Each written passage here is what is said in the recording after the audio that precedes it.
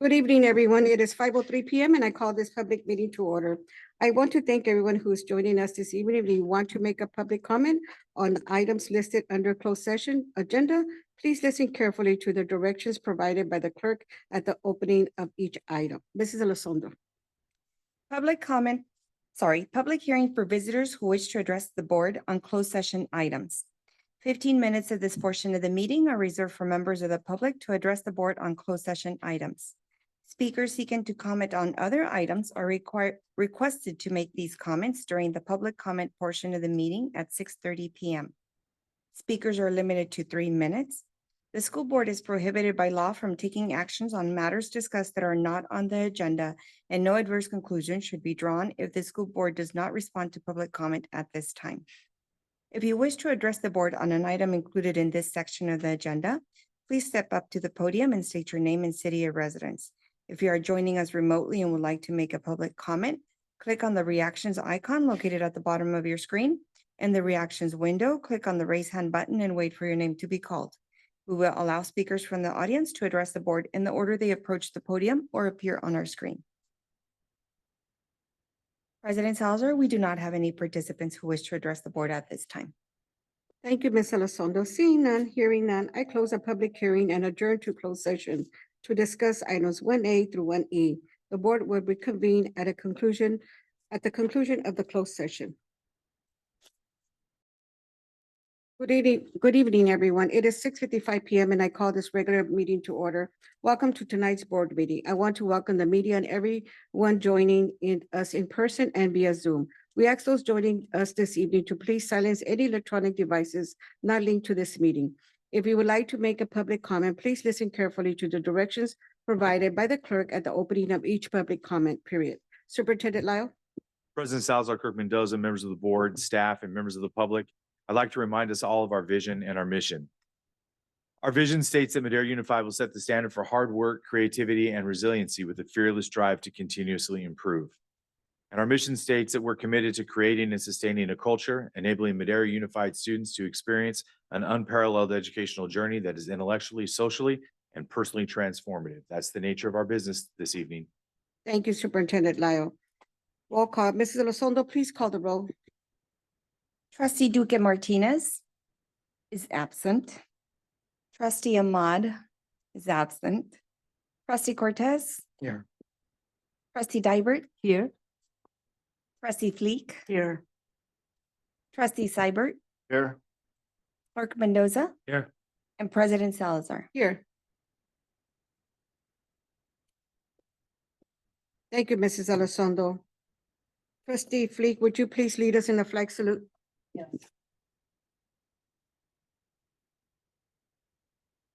Ready, salute. I pledge allegiance to the flag of the United States of America and to the republic for which it stands, one nation, under God, indivisible, with liberty. Thank you. Thank you, Trustee Fleek. Welcome. Tonight's scheduled invocation will be provided by Pastor Derek Pearl of First Christian Church of Madera. I invite Pastor Pearl to the podium. Will you pray with me, please? Father God, we thank you for tonight. We thank you for your provision over Madera Unified School District this year. We thank you for the staff, and we thank you for the students. We thank you for the parents who've been in support of their children, and we thank you for all of those things as you guide and direct our steps.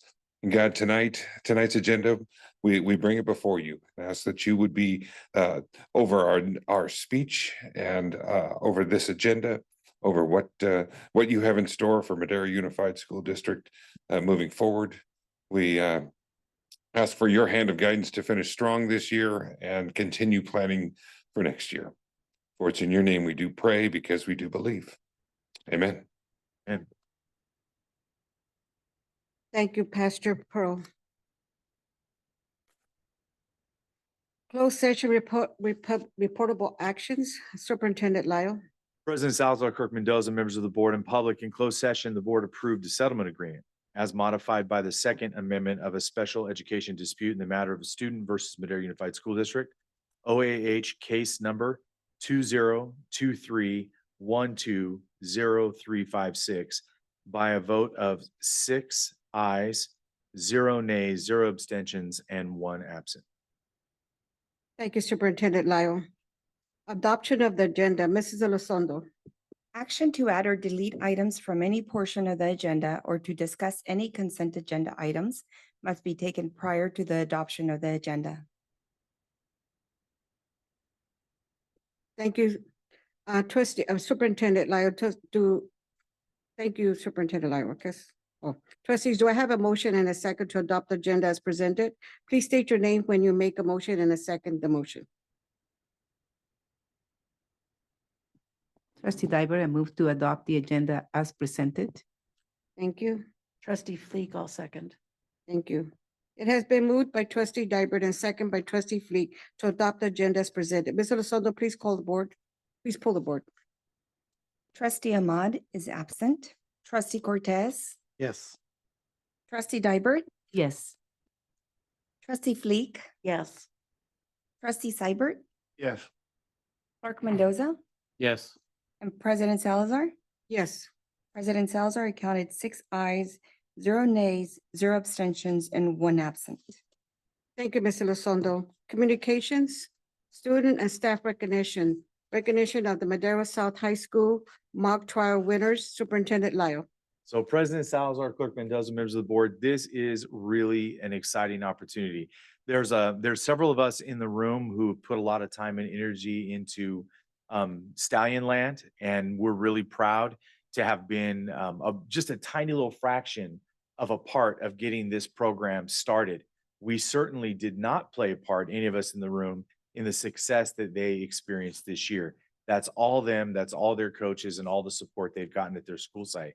So to present them this evening, we'd like to invite Mr. Steinmetz, principal of Madera South High School, to the podium to present the award-winning Madera County Champions of Mock Trial. Mr. Steinmetz, nice to see you. Press the button so it turns red. Now you're on, sir. Good evening, President Salazar, Clerk Mendoza, members of the board, Superintendent Lau. It's my absolute pleasure to introduce this team and their coach. About 2 years ago, we had to have a coaching shift, and we shifted to Mr. Hernandez. Now, Mr. Hernandez, many years was a police officer, so he's no stranger to the law.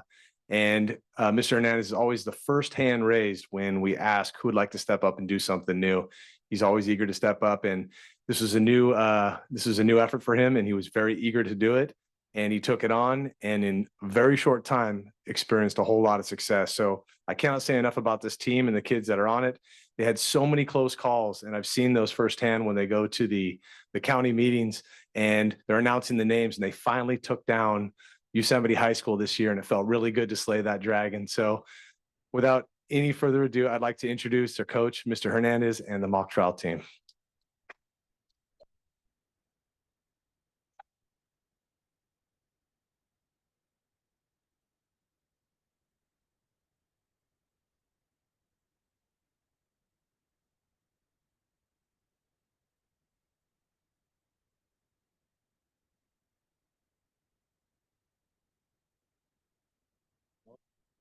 Leave that up to you, sir. All right, well, I didn't have the luxury of being in this room earlier, so I hope I'm doing this right, everyone. Am I facing the right direction? All right.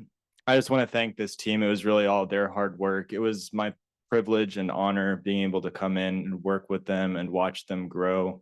Instructing them in the law and watching them has been a true joy for me. I also want to take a moment to thank our elected district attorney, Sally Moreno, who lets me come and work with them. And they were also instrumental in helping the county coming and score. Our office takes great delight in watching not only this school, but just across the county. The mock trial program is one of the most challenging academic endeavors that a student can compete in. And I just want to give them a round of applause for their hard work. Noah? Hey, Noah, please introduce yourself if you would, please. Because Mr. Steinmetz will apologize to you later My name for not is having done that. Sorry about that. My name's Noah Marshall. I'm a deputy district attorney here in Madera County. And you've been with the team for how many years, sir? Ooh, and do we have John Martin? 10 years? 10 years. Yeah.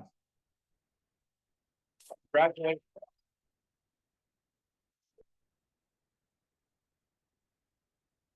So what we want to do, and I want you guys to stay all where you are, because in just a second, our trustees are going to crowd in behind you, and then we're going to take some pictures and we're going to post those online, and we're going to make a big deal about your success. But here's what you should know.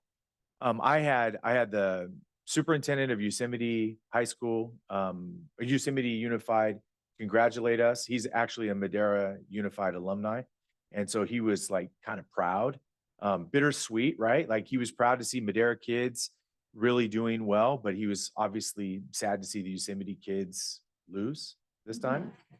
Is that wrong to say? Is that like, that's not a bad word? It just happens that we win and we lose.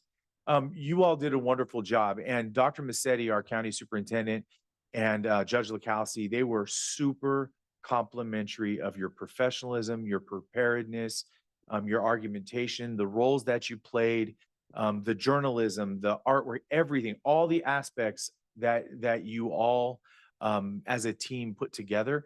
You represented the entire district with stallion pride, and you brought honor to everyone. And they were very, very proud to see that you have been so close for so many years. Mr. Marshall will tell you, you've been very close several times, and here you guys push that boulder up to the top of the hill. And this time it went over the other side.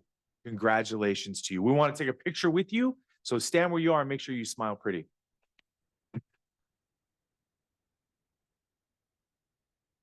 Thanks, Frank.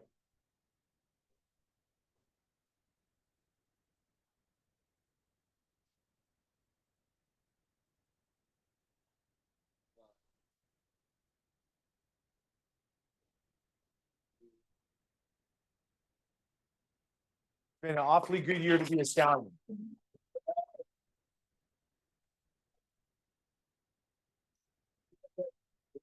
Can we please take your hands? Can we would like to say congratulations all the way. Congratulations. Congratulations. Congratulations, guys. Felicidades. Congratulations. Thank you, guys. Coming back another year. Felicidades. Congratulations. Oh, thank you. Appreciate it. Congratulations. It's a lot of fun.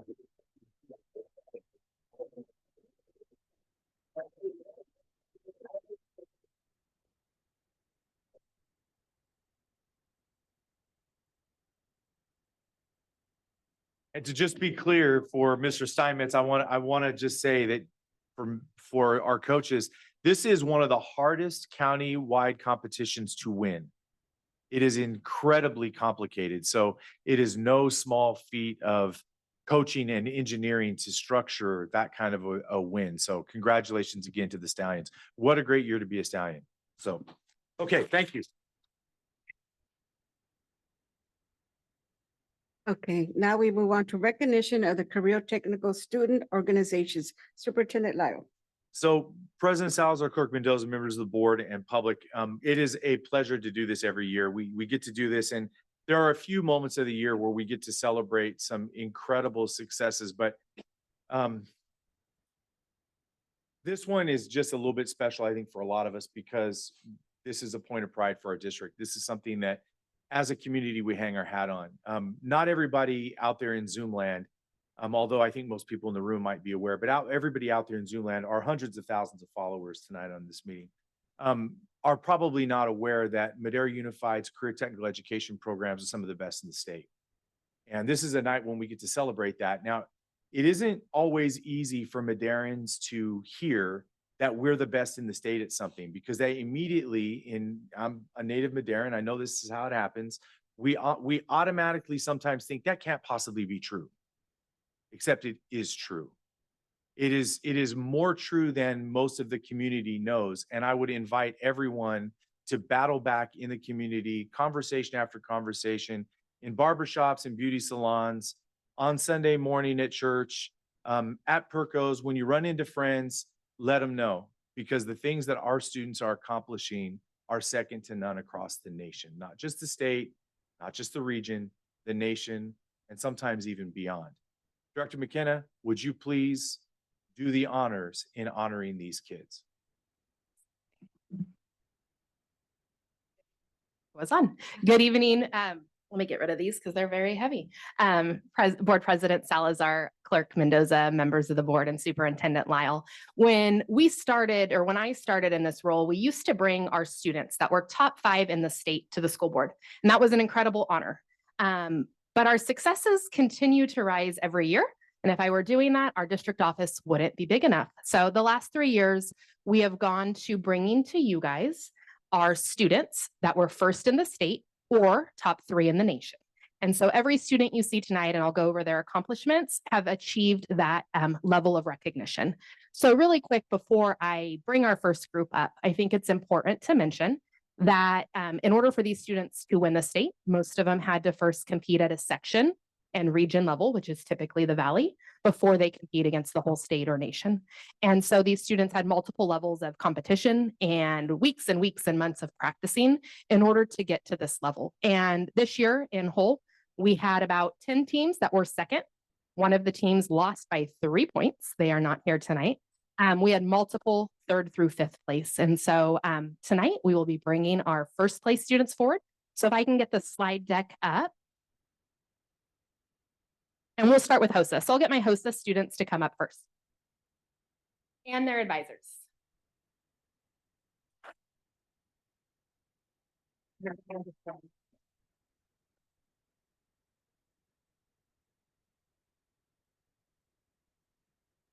Lorena had uploaded it. I can share it really quick off my phone.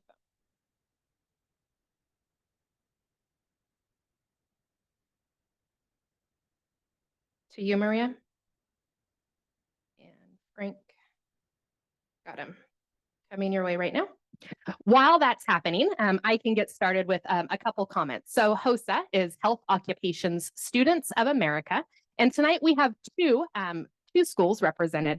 And so HOSA is one of our newer CTSOs in the district, and they have for the last 3 years really competed at high levels. So these individuals in front of you, along with some others, will be headed to the internationals in Texas in the cool month of June. So we wish them luck with the humidity out there. But today in front of us, next slide, Frank. We have a couple people, and we're going to start with Madera South. And so our Madera South advisor that we'll recognize is Miss Mary Petrowski. And with us today. Go, Mary. We have Paula. Paula, can you, so we know who you are. So Hi, Paula. So Paula is the committee chair for Be the Match, and Be the Match is a fundraiser that they do to help raise money. And Madera South raised the most money out of all chapters in California, raising almost $5,400. That put them first in the nation, or first in the state and second in the nation. And so Paula had a committee of about 20 students that she worked with to hit up football games. They got me at the 6th grade career fair. In order to raise money for that nonprofit. And so tonight, all of our CTSO winners are getting a graduation cord in We Believe blue and gold. And whether they're a freshman or a sophomore or a junior or a senior, this is something that they can keep to wear at graduation. So great job, Paula. Over here next to Paula, we have Martin Corona.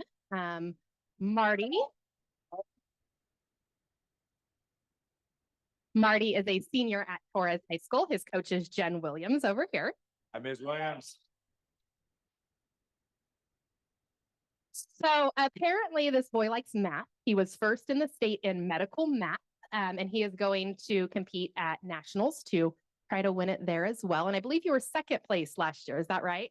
So there he goes. He moved on up and was first in the state this year. So good luck to HOSA at internationals in June. And then superintendent, I was going to bring him in groups because I have way too many people in the hallway to bring him up.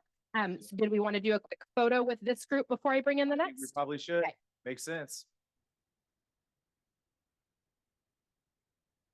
Oh, don't forget. I won't. Okay. I mean, I might just for fun, but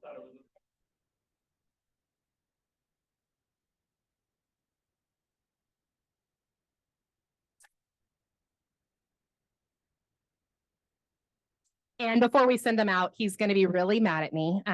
He does not get a cord for graduation. I mean, I guess you could wear one. So Miss Tony and I have a little card for him. But Mr. Mortier was the HOSA Administrator of the Year against all administrators in California.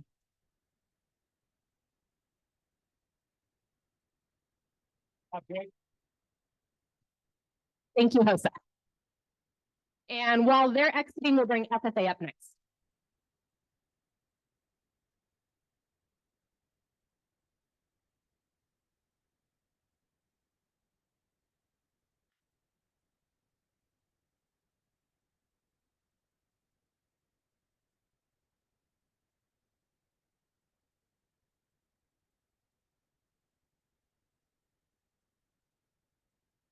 So we have 3 students with us tonight. I'm going to talk about 4 of them. One of them you probably recognize because it's not her first time or first rodeo up here. But we're going to start with our proficiency winners. So I've talked about this before, but I'll go into it again. A proficiency in FFA is a student's essentially work-based learning project, right? Outside of school hours, their project that they're working on and making an income for themselves in the agricultural realm. And so most FFA students have some sort of SAE or supervised ag experience project, and some compete at even higher levels. And so a proficiency honors students in different areas for being the most competitive in the state. And so we had 3 state winners for that. They will take their chance in October in Kentucky or Indy. I'm not sure where this year, off the top of my head. But we'll first recognize Kayla. So Kayla was,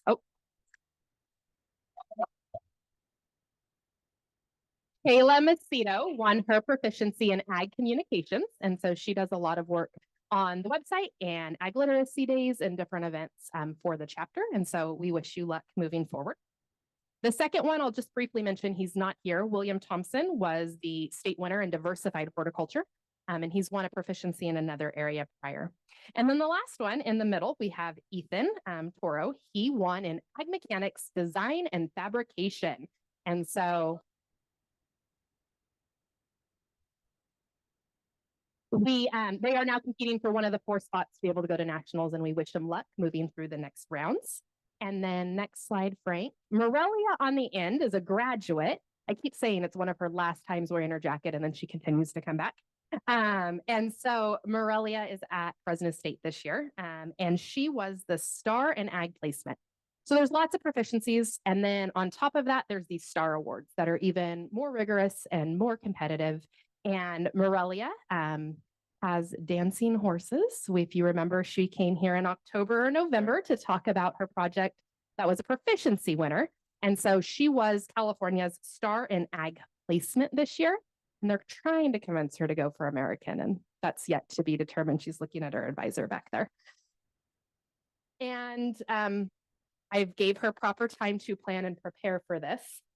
As we know, next slide, Ms. Luxon hates formalized recognition in all capacities. We do this every meeting, her and I. Julie, come on. Come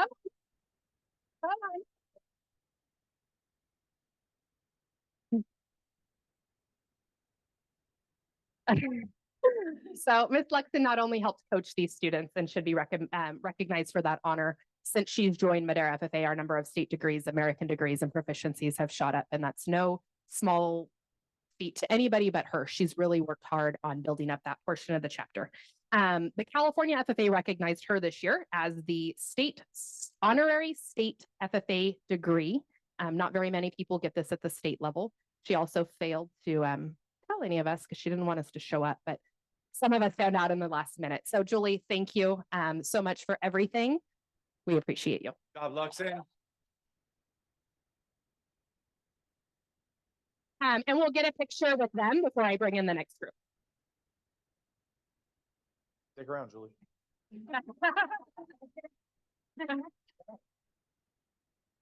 Go over this way a little bit.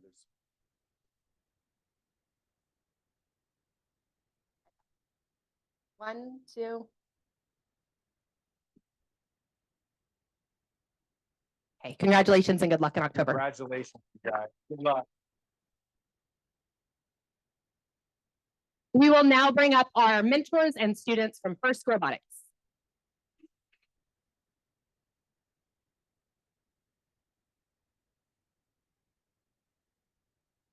Clearly, we need a bigger district office Clearly. or boardroom. or both.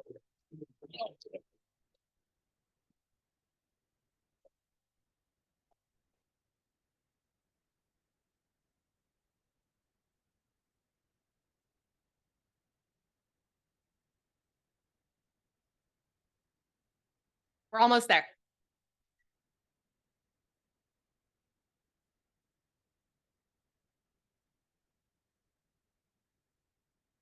Maybe 2 rows. Yeah, we might, well, we'll need that for the picture, so we might as well try to combine a little bit.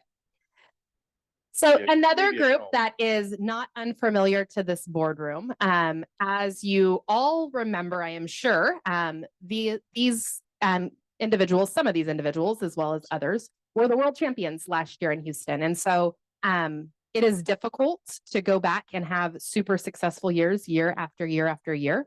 It really goes to the quality of our mentors. And I'm going to take a quick shout out before I acknowledge the students to acknowledge our mentors. And so our mentors over here on, mainly on this side, but I don't have our mentors really quick, just raise your hands.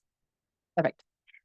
So our mentors are not teachers. They are community members, industry partners that come and volunteer countless hours with our students to make sure that our robots are ready to go, and they work with students on design and the actual game itself. And so our robotics team in large part is due to that continued commitment by these guys. And so thank you to them. And then to our students, last year they won Houston and went back this year, had a super successful event at the Central Valley Regional, won Monterey Regional, went back to Houston, where they won the Newton division. So at Houston, there's divisions that you have to win first. So they won their division. They also in the Newton division were the Industrial Design Award winner, which really goes to the quality of their robot, which is a huge award and a huge accomplishment. And then they go to Einstein. Einstein is the final round. They were second place. And that is a huge, amazing accomplishment coming off of being world champions to be so competitive year after year. And I know they're hungry for it again. And so I'm going to let the students quickly introduce themselves and their role on the team. So kind of what they do. There's different positions. So what we'll do is Miss Tony will put their cord on them, and then they're going to come to the mic, introduce themselves and what their role is. So we'll start right here. Hi. Okay. Hi, I'm Ethan Del Toro. I'm the driver for 1323.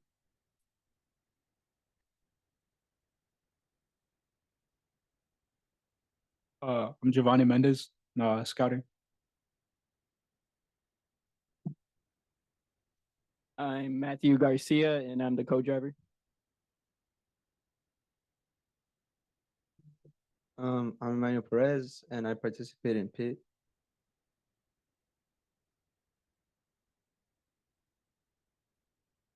My name is Jacob Nava. I am the lead scout for Meton Robotics. My name is Aurelie Venegas, and during competition, I'm part of the pit crew. My name is Ezekiel Delgadillo. I'm a scout. I'm a scouter.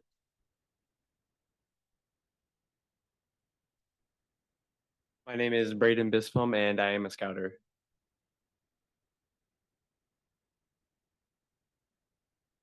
My name is Elijah Calderon, and I am a scouter.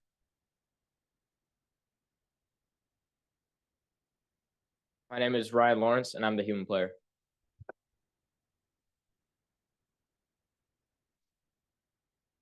My name is Miguel Vargas. I'm lead scout.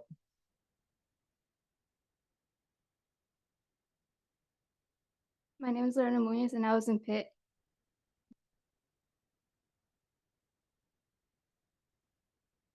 I am Jasmine Castro, and I was a scouter.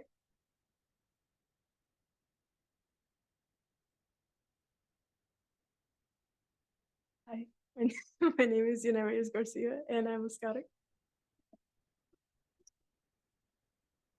And then I'll have our lead mentor, Ranjit Chahal, come up, or RC, come up really quick and introduce the other mentors.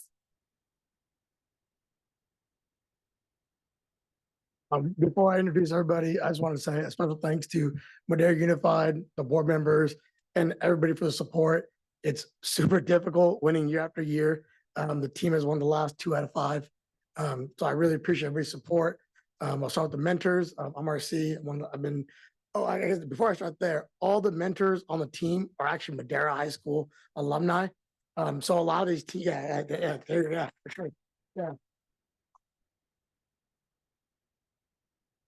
And I think one thing to note, there's 4,000 teams worldwide. A lot of these other teams are like NASA based, other high-end companies. So I really, want to take a moment out to let it know that Madera is raising their own mentors, volunteers, not only for this program, but I see for other programs.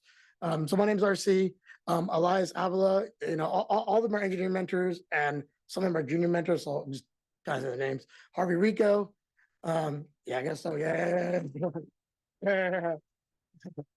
We got Leo Bagley, and Gabriel. Our last names are difficult. Pedro. And then my to the right, Xavier.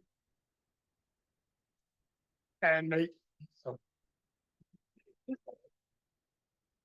And then a shout out to Ms. Spence. She's our vice principal. She got to travel with the team to Houston this year. And so congratulations. We look forward to seeing what next season and the new game holds. So congratulations. Let's get a picture with them.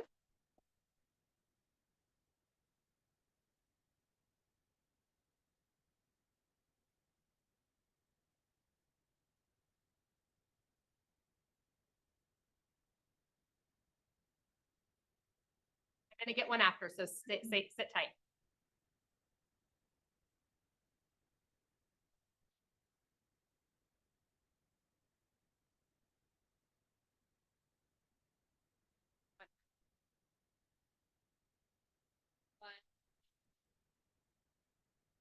Thank you.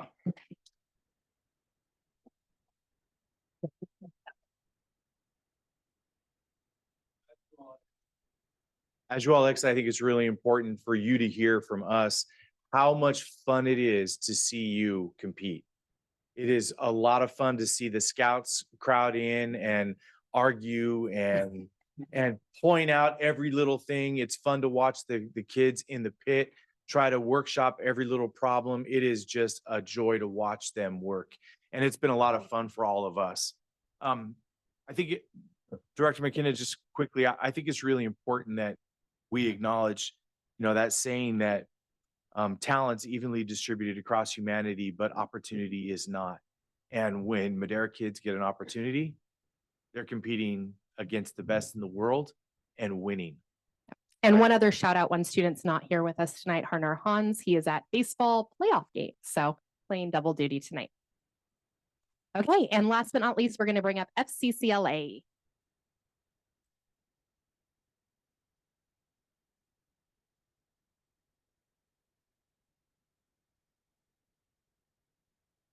And their teachers too.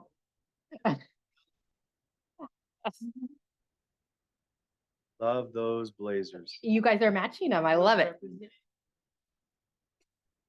So FCCLA is Family, Career, and Community Leaders of America. And again, these students competed at multiple levels to be here today, along with their coaches. And so we're going to start with Madera South and Taurus. And so from Madera South, we have with us Kanaya Johnson Hatcher. She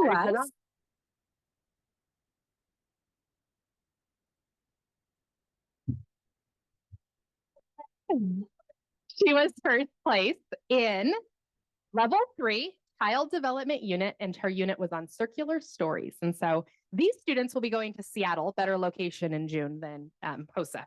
And then so congratulations to her and good luck at nationals.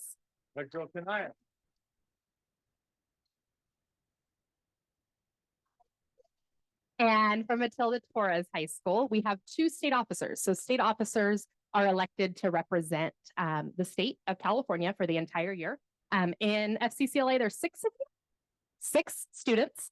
2 of them are from Madera that will be serving the next year to help plan events and activities for the entire state.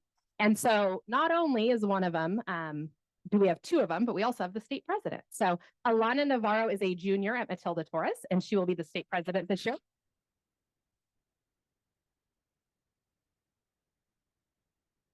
And Ruby Cabrera is going to be the state historian. She's also a junior.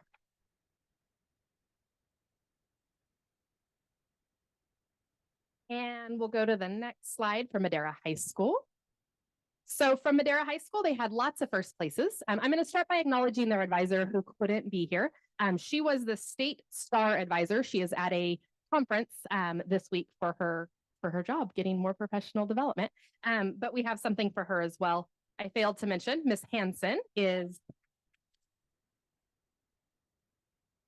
the advisor at Madera South. Miss Rock is the advisor at Taurus. And Chef Sanchez on my right is also at Madera High with Miss Stetsko. Chef. So for our Madera High results, we had two students, Nicole and Katarina. They competed together it's a duo competition on that one. They were first place in public policy advocate. So go ahead and take a step forward. Okay. Also, first place in event management, we have Ilana and Samantha.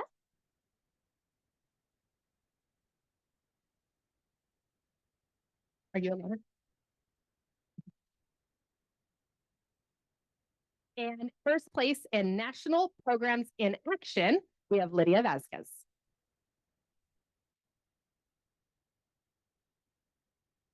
And we'll get the cards to the couple of students that couldn't be here tonight. So good luck to all of you as you head to Seattle this summer.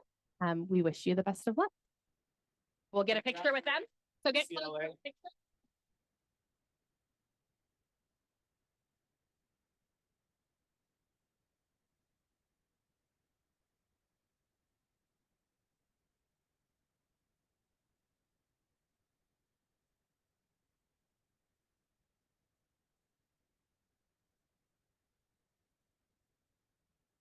Make us Thank younger you. and skinny. Thank you, FCCLA. You guys can head out right behind me. Congratulations, FCCLA.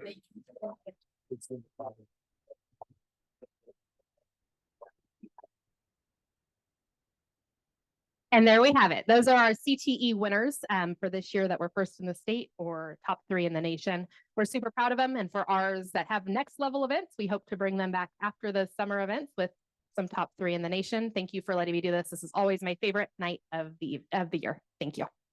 Congratulations.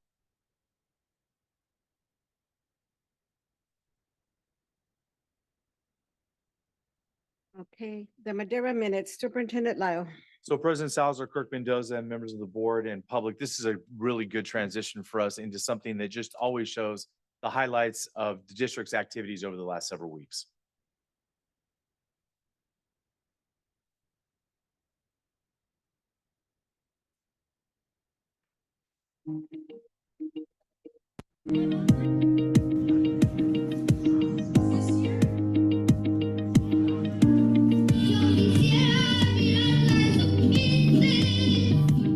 We start this Madera Minutes with great news. Thanks to donors and the community, seniors from Madera, Madera South, and Torrey's High School received more than $250,000 in scholarships.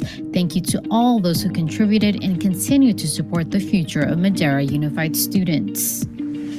Congratulations to the high school students who were awarded the State Seal of Biliteracy.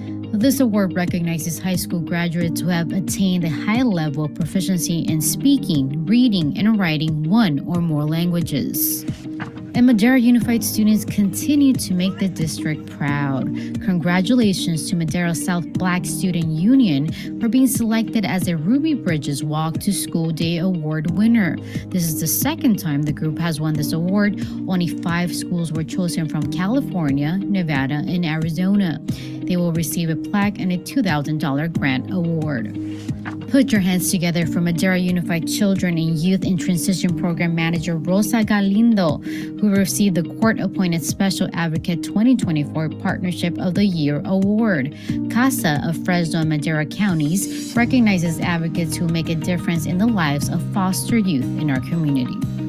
In other things, the Madera Teacher Residency Program held a commencement celebration in honor of 14 residents who completed the Madera Teacher Residency Program's Cohort 4 residents. These residents dedicated their time in a 3-semester program to become a certificated teacher with bilingual authorization. The majority of these teachers will join Madera Unified in other districts in our community. After completing this program, I feel more prepared and I feel more confident in being an educator. When I first entered the program, I thought I had everything set. I thought I knew everything that was going on, but no, I think most of the experience that you get within the classroom is everything you're going to take with you as you continue your journey as an educator. Madera High School hosted an Every 15 Minutes program in partnership with state and local first responders. The event allowed students to see firsthand the consequences of driving under the influence. The 2-day presentation started with the crash simulation, followed by a memorial assembly that included the participation of students. Experiencing something firsthand, especially such a real-life experience, is very impactful for students. They can walk away and hopefully internalize that in decisions that they make, the dangers of making decisions that impact multiple lives. In other things, Madera Unified Community Service and Parent Resource Centers invited the community to participate in its 3rd annual Mental Health Awareness Conference and Resource Fair. The hybrid event featured events from various fields and provided attendees with the latest information on mental health topics, raffles, and more.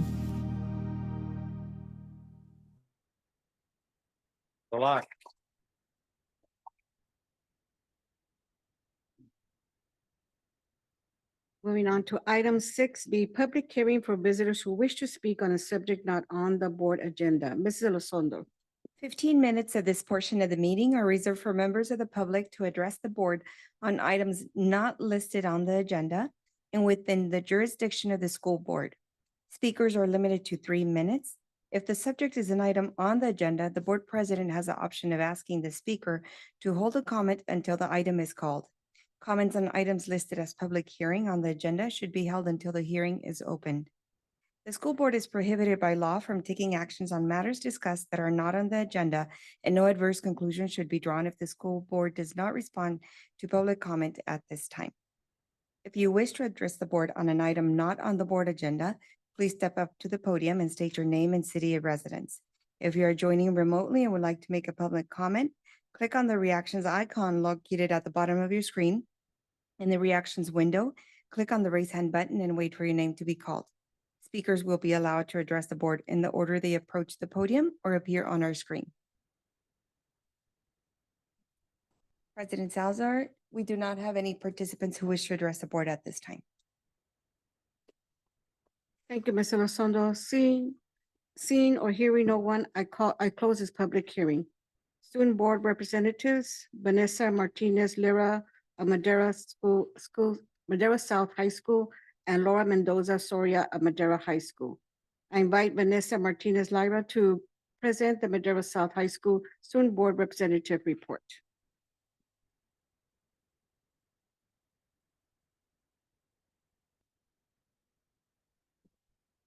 Good evening, Board President Salazar, Clerk Mendoza, all board members, Superintendent Lyle, community members.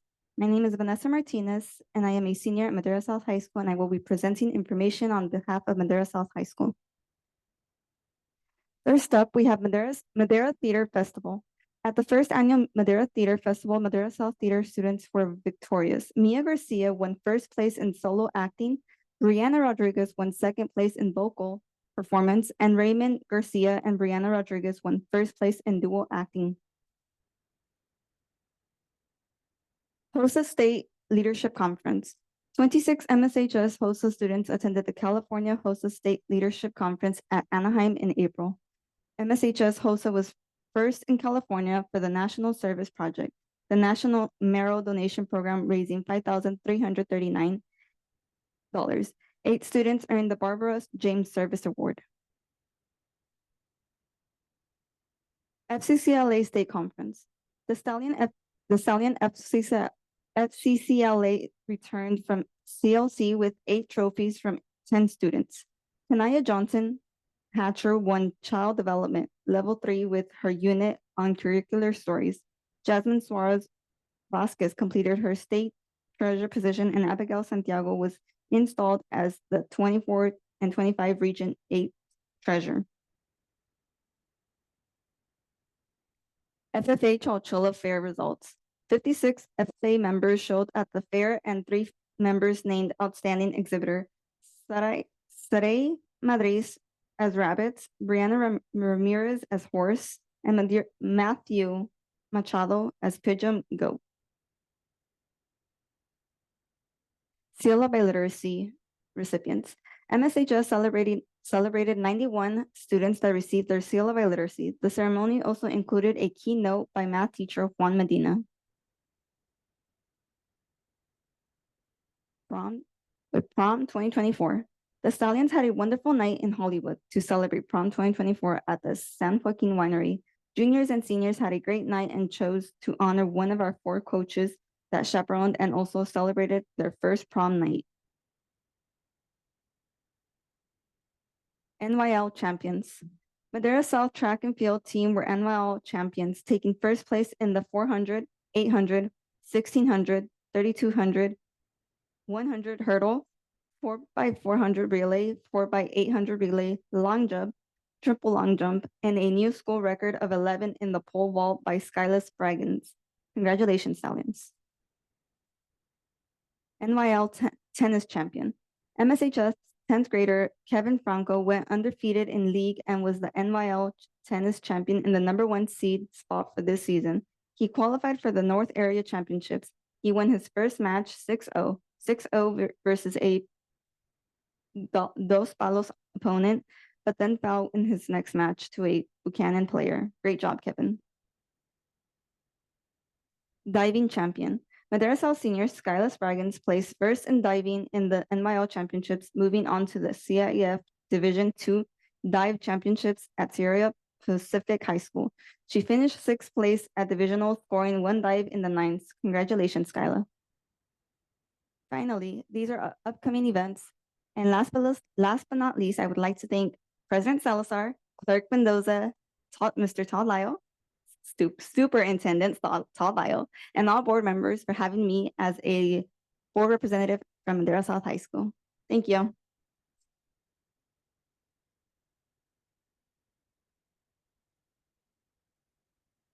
Thank you, Ms. Martinez Rivera, for all your dedication and hard work all year. I now invite Laura Mendoza Soria to present from Madera High School Student Board Representative Report. Good evening, Board President Salazar, Superintendent Lyle, Clerk Mendoza, all board members, and members of the community. I hope you are all doing well today. I'd like to start off by, on April 29, each Madera High School teacher was able to choose 2 students they wanted to recognize for displaying Coyote Pride at school. It was a great night for families and staff to celebrate our students.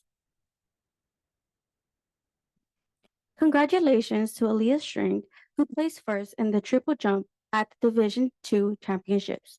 She'll be moving on to the Masters Championships this weekend. Recently, the girls' golf team received their championship rings for winning the Division III title. Speaking of titles, our Madera High School stunt team made history by winning the first ever Battle of the Pyramid and capping it off by a perfect season to win their first league championship. Lastly, congratulations to swim and dive athletes led by Bear Cadero, who earned medals at the section championships. On April 22nd, we held our annual scholarship night. Nearly 90 seniors combined earned over $100,000 in scholarships. Congratulations to Stacy Brown, Mrs. Mona Gutierrez, for earning Teacher and Staff of the Year honors. We cannot thank you enough for all your hard work and dedication to Madera High School. The week leading up to prom, we had our Every 15 Minutes program. The program, which challenges teens to think about drinking and driving, is a 2-day event that starts with a mock car crash, taking students' lives. Day Day two concludes with a mock funeral featuring keynote speakers from our district attorney. A huge shout out to all local agencies that helped make this event happen. May 4th, we held our annual prom that was hosted by Class of 2025. The gorgeous venue featured fun activities, a ramen bar, and a great DJ that kept the good vibes going.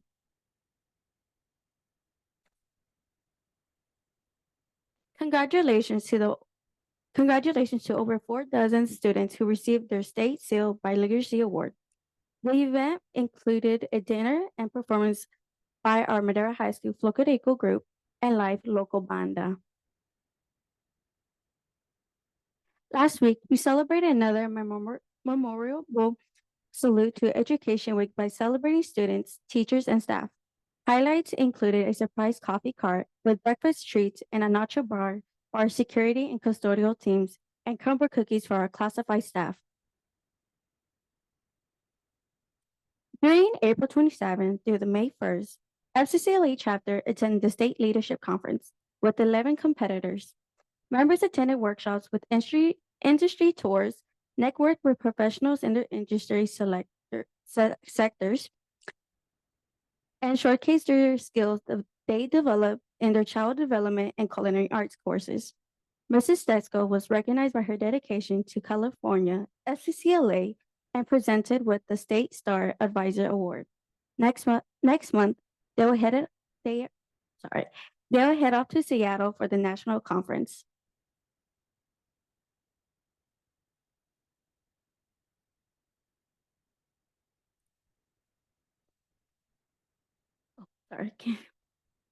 Last Friday, we held our annual signing day celebration, which saw over 400 seniors declare where they are heading off next year. Our assembly highlights include, but we're not limited to a dozen out-of-state and private schools and military branches. Acceptance to games where the staff showed they still got it when they came to college theme activities. These conclude our upcoming events for the end of the school year.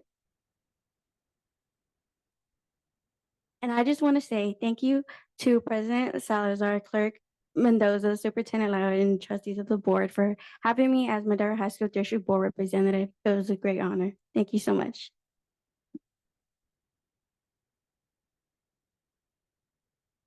Thank you. Thank you, Mrs. Mendoza Soria, for your dedication and your hard work in representing Madera High. Thank you so much.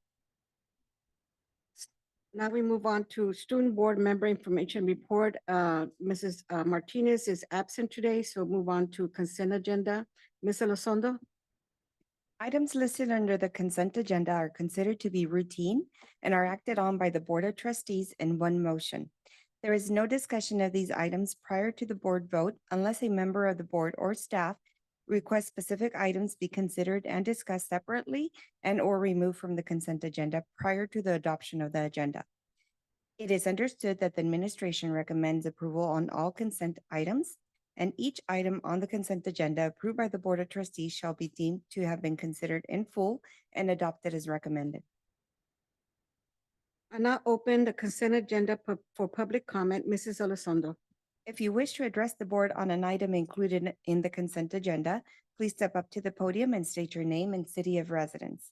If you are joining remotely and would like to make a public comment, click on the reactions icon located at the bottom of your screen. In the reactions window, click on the raise hand button and wait for your name to be called.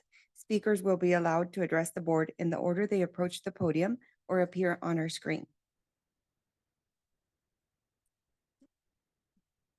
President Salazar, we do not have any members of the public who wish to address the board at this time.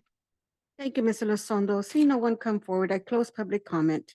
I now entertain a motion to approve the consent agenda. State your name when making the motion and when you second the motion. Clerk Mendoza, I move to approve the consent agenda as presented. Thank you. Trustee Cybert, I'll second. Thank you.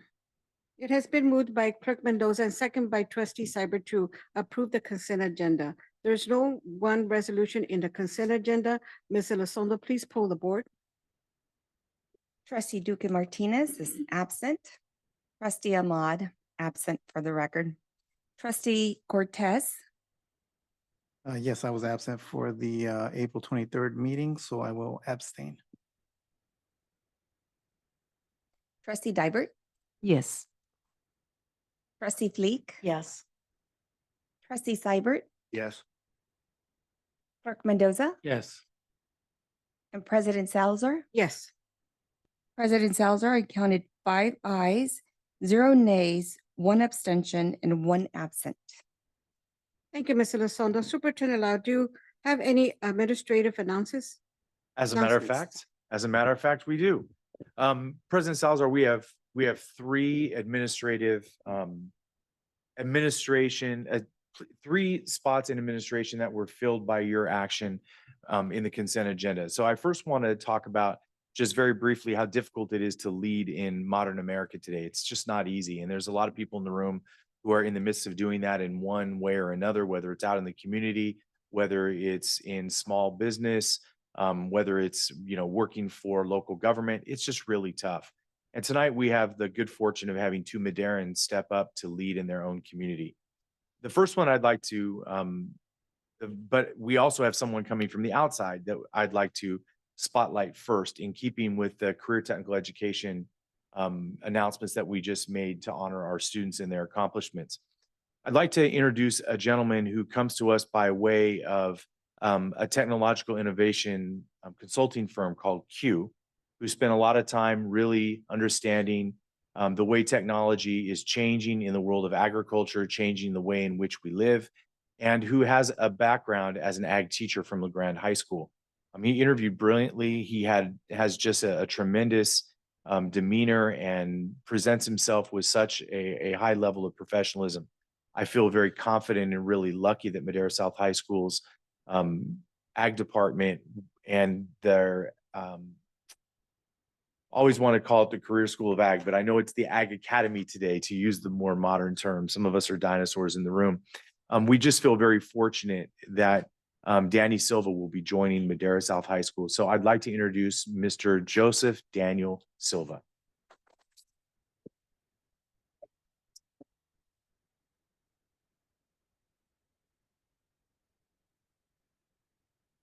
Board President Salazar, Clerk Mendoza, Board of Trustees, Superintendent Lyle, I'd like to thank you for this wonderful opportunity. I'd like to also thank my family for their support and give you a little bit about myself. I grew up in the Valley. I've been a 4-H'er FFA member for all my life. And I went on to Cal Poly San Luis Obispo, got my bachelor's degree and my master's degree there in agricultural education. Went on to LeGrand High School as a student teacher, and they hired me there. I was there for 10 years.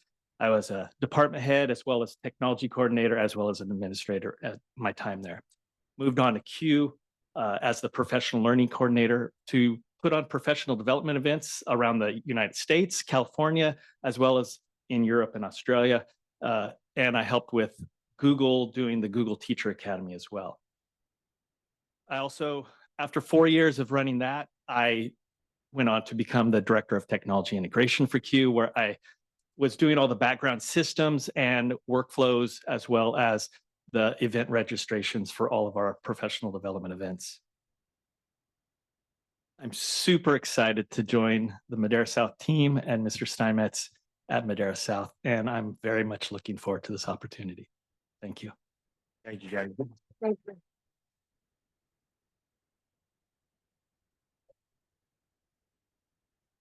President Salazar, Clerk Mendoza, members of the board. The next person I'd like to introduce is someone to many of us that needs very little introduction. Not only has she been here for years and been dedicated to the success of our students, but has done it in multiple capacities, recently joining our culture and climate department and really taking on the support role of our teachers in the classroom and our school sites to really help them be as successful, as friendly, and as warm and compassionate as they could possibly be. With all that being said, you'd think maybe she isn't as tough as she is, but she certainly is quite tough. I'd like to introduce the new vice principal at Howard Elementary School, Ms. Andrea Burton.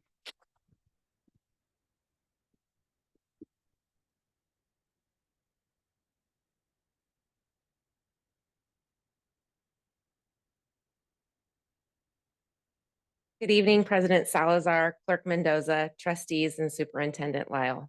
I would like to thank you for the opportunity to serve as the Vice Principal of Howard Elementary for the upcoming school year. I'm looking forward to working with Mr. Jeff Daly, and I'm excited to work with the outstanding educators and staff of Howard Elementary. After graduating from Madera High School and attending Fresno State, I was hired over 20 years ago in our district by Dr. Julia O'Kane and a principal named Mr. Armando Gomez. Mr. Gomez led with his heart and instilled in me a belief I still hold true today, which is to never lose sight of the kids. I am grateful they took a chance on me and helped shape me into the educator I am today. And I would also like to acknowledge Mr. Karsten Christensen and Mr. Tom Chagoya for their support and mentorship while I completed my admin credential program. I hope to lead with the same kindness and compassion they have shown to me over the years. Thank you also to Mr. Jesse Carrasco for believing in me and for all of your guidance as a future leader in our district. To my culture and climate team, Prince Marshall, Karen Diorian, Beth Echeveste, Karsten, Monica, Brian, Marlo, Katie, and Sean.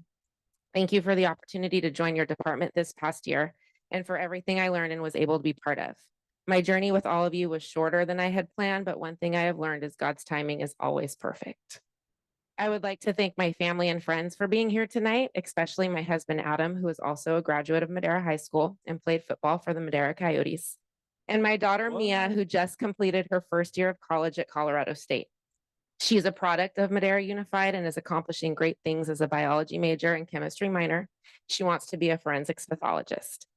My son, Blake, is currently a junior at Madera High School and follows in dad's footsteps as captain of the varsity football team. Of all the titles I wear, I have no greater joy than being their mom. Special thanks to my mom and my sister for always supporting everything I do times 100. They really are my biggest fans. And my Aunt Debbie is here tonight too. Aunt Debbie is my why. She inspired me to become a teacher at a very young age and an educational leader at a much older age. And she even taught at Howard School many years ago. As you can see, my roots from Madera run deep. This is more than a job to me. Madera is my community and it is my home. And the students of Madera deserve to be challenged, inspired, and encouraged to strive for excellence so they can be the best versions of themselves that they can possibly be. Thank you again for believing in me to serve as the Vice Principal of Howard Elementary. I am incredibly grateful for the opportunity to serve our students, staff, and community. Thank you.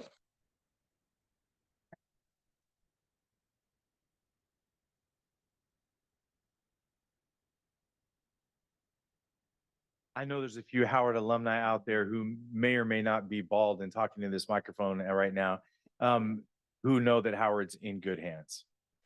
I'd also like to take this opportunity to introduce to the board a lady that I don't think needs much introduction in the Red Pyramid. She's done an amazing job of being not only a consummate professional, but somebody who challenges herself to always be just a little bit better. Somebody who leads with tons of compassion, tons of professionalism, and for the last 10 years has served Desmond Middle School as a counselor, and I think a model counselor at that. We're really excited to see that she's challenged herself to be the new vice principal at Chavez Elementary School, Ms. Jamie Ashburn.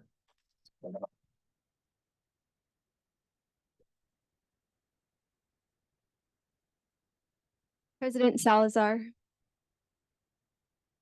Clerk Mendoza, trustees, Superintendent Lyle, and esteemed guests, thank you for the opportunity to speak this evening.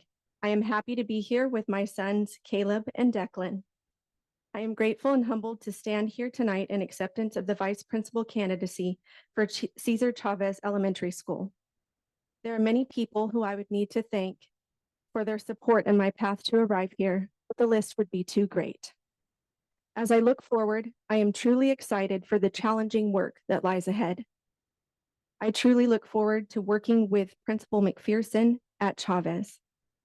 I believe in the community of Madera. I believe in our students, and I dedicate myself to continuing to be a champion of all students. Thank you. Congratulations.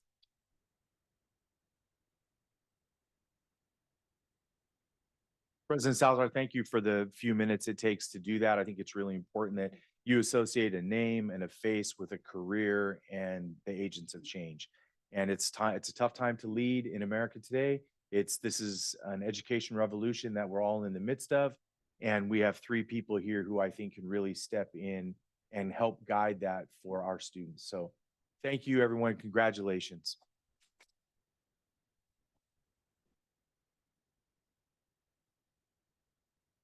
Thank you. Now on for information and reports, fiscal services review comprehensive evaluation of 2023-24 annual contract service agreements. Superintendent Lyle. President Salazar, Clerk Mendoza, members of the board and public, you know this item, we do it every year, and it's an important one. The board directed us several years ago to bundle all the contracts, put them all together so that we were evaluating them properly, and to use a rubric scoring guide to do that. And we've gotten pretty good at it over the years, and CFO Garcia does an outstanding job of leading that process. And she's got a razor, don't think she doesn't. And she's here to present this item to you. Yes, good evening, President Salazar, Clerk Mendoza, trustees. And as Superintendent Lyle said, this process is a yearly. And the process that we're gonna review right now is for the current contracts that we are using this year. So you received several documents, and one of them is all the vendor contracts evaluations that are gonna be renewing for next year. You also got another one that is for the vendor contracts that we're not renewing, and also a summary that tells you how much we're spending in contracts by each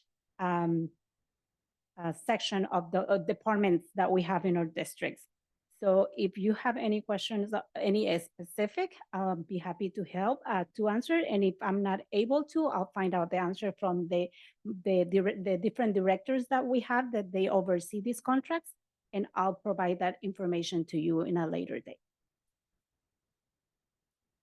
Trustees, do we have any questions? I'll start with Trustee Guybert.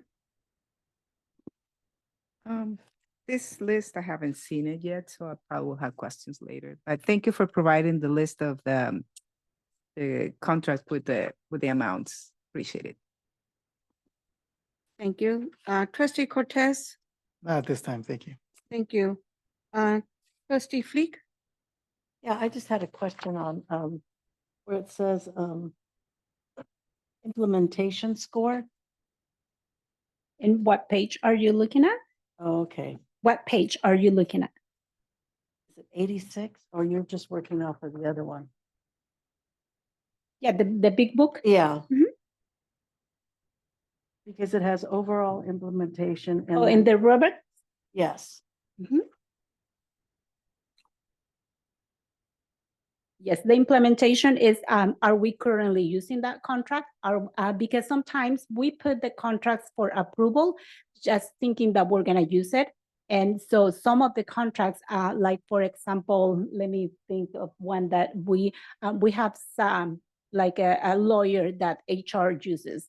And that lawyer gets paid only if we use it, if they provide the services. So we may not need it that year. So that will be the implementation. They will say, they will rate them according to how much we have used that contract. And why are there two?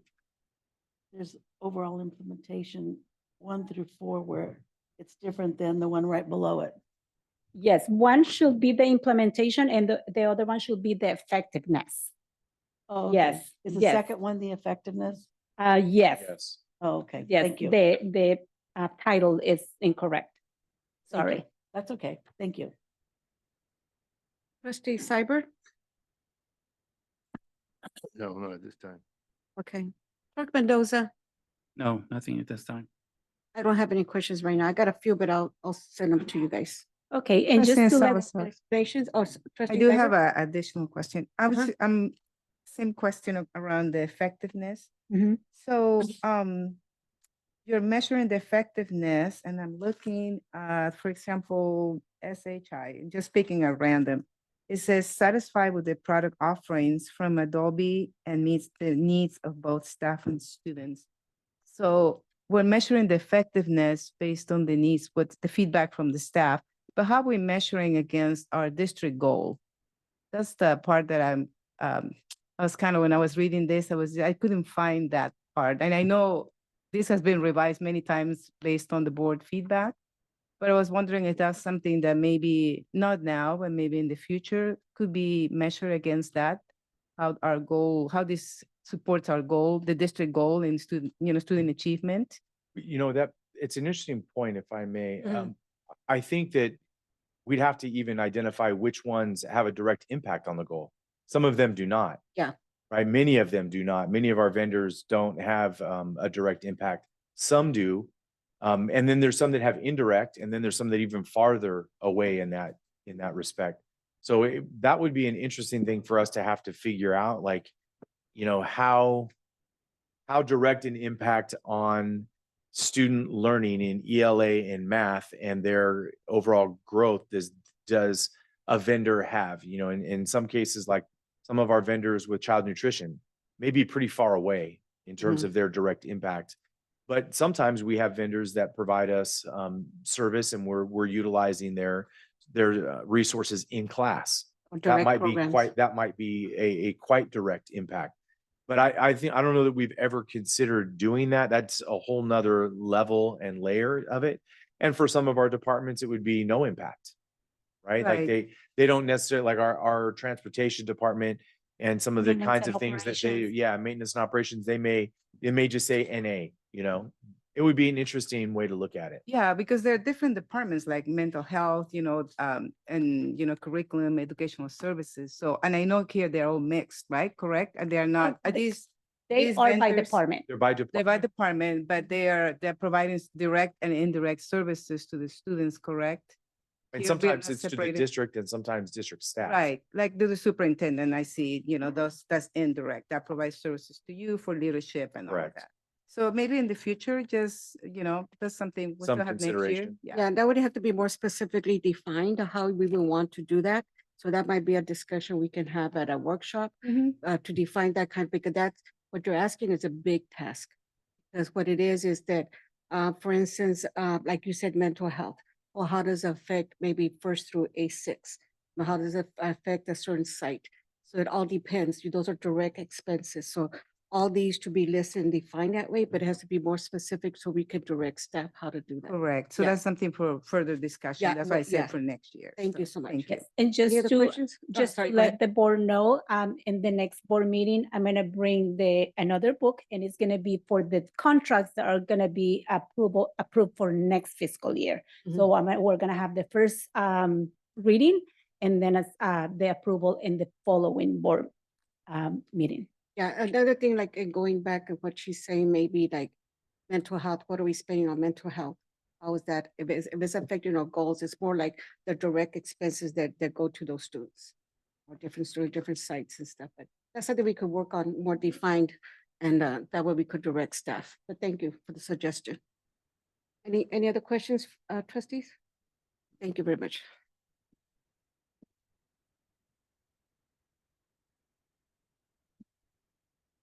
Okay, now, information. Sorry, got to my page here. Thank you, CFO Garcia. Item number 10B, Student and Family Support Services Annual Progress Report on Cohort 1 and Cohort 2, California Community Schools Partnership Program Grants, Superintendent Lyle. President Salazar, Kirk Mendoza, members of the board, and all of our fans out in Zoom land. Here's one of our favorite presenters, Director Karen Diorian. Thank you. Good evening, Board President Salazar, Clerk Mendoza, trustees, and Superintendent Lyle. I'm here with you tonight to share our progress on the California Community School Partnership Program grants.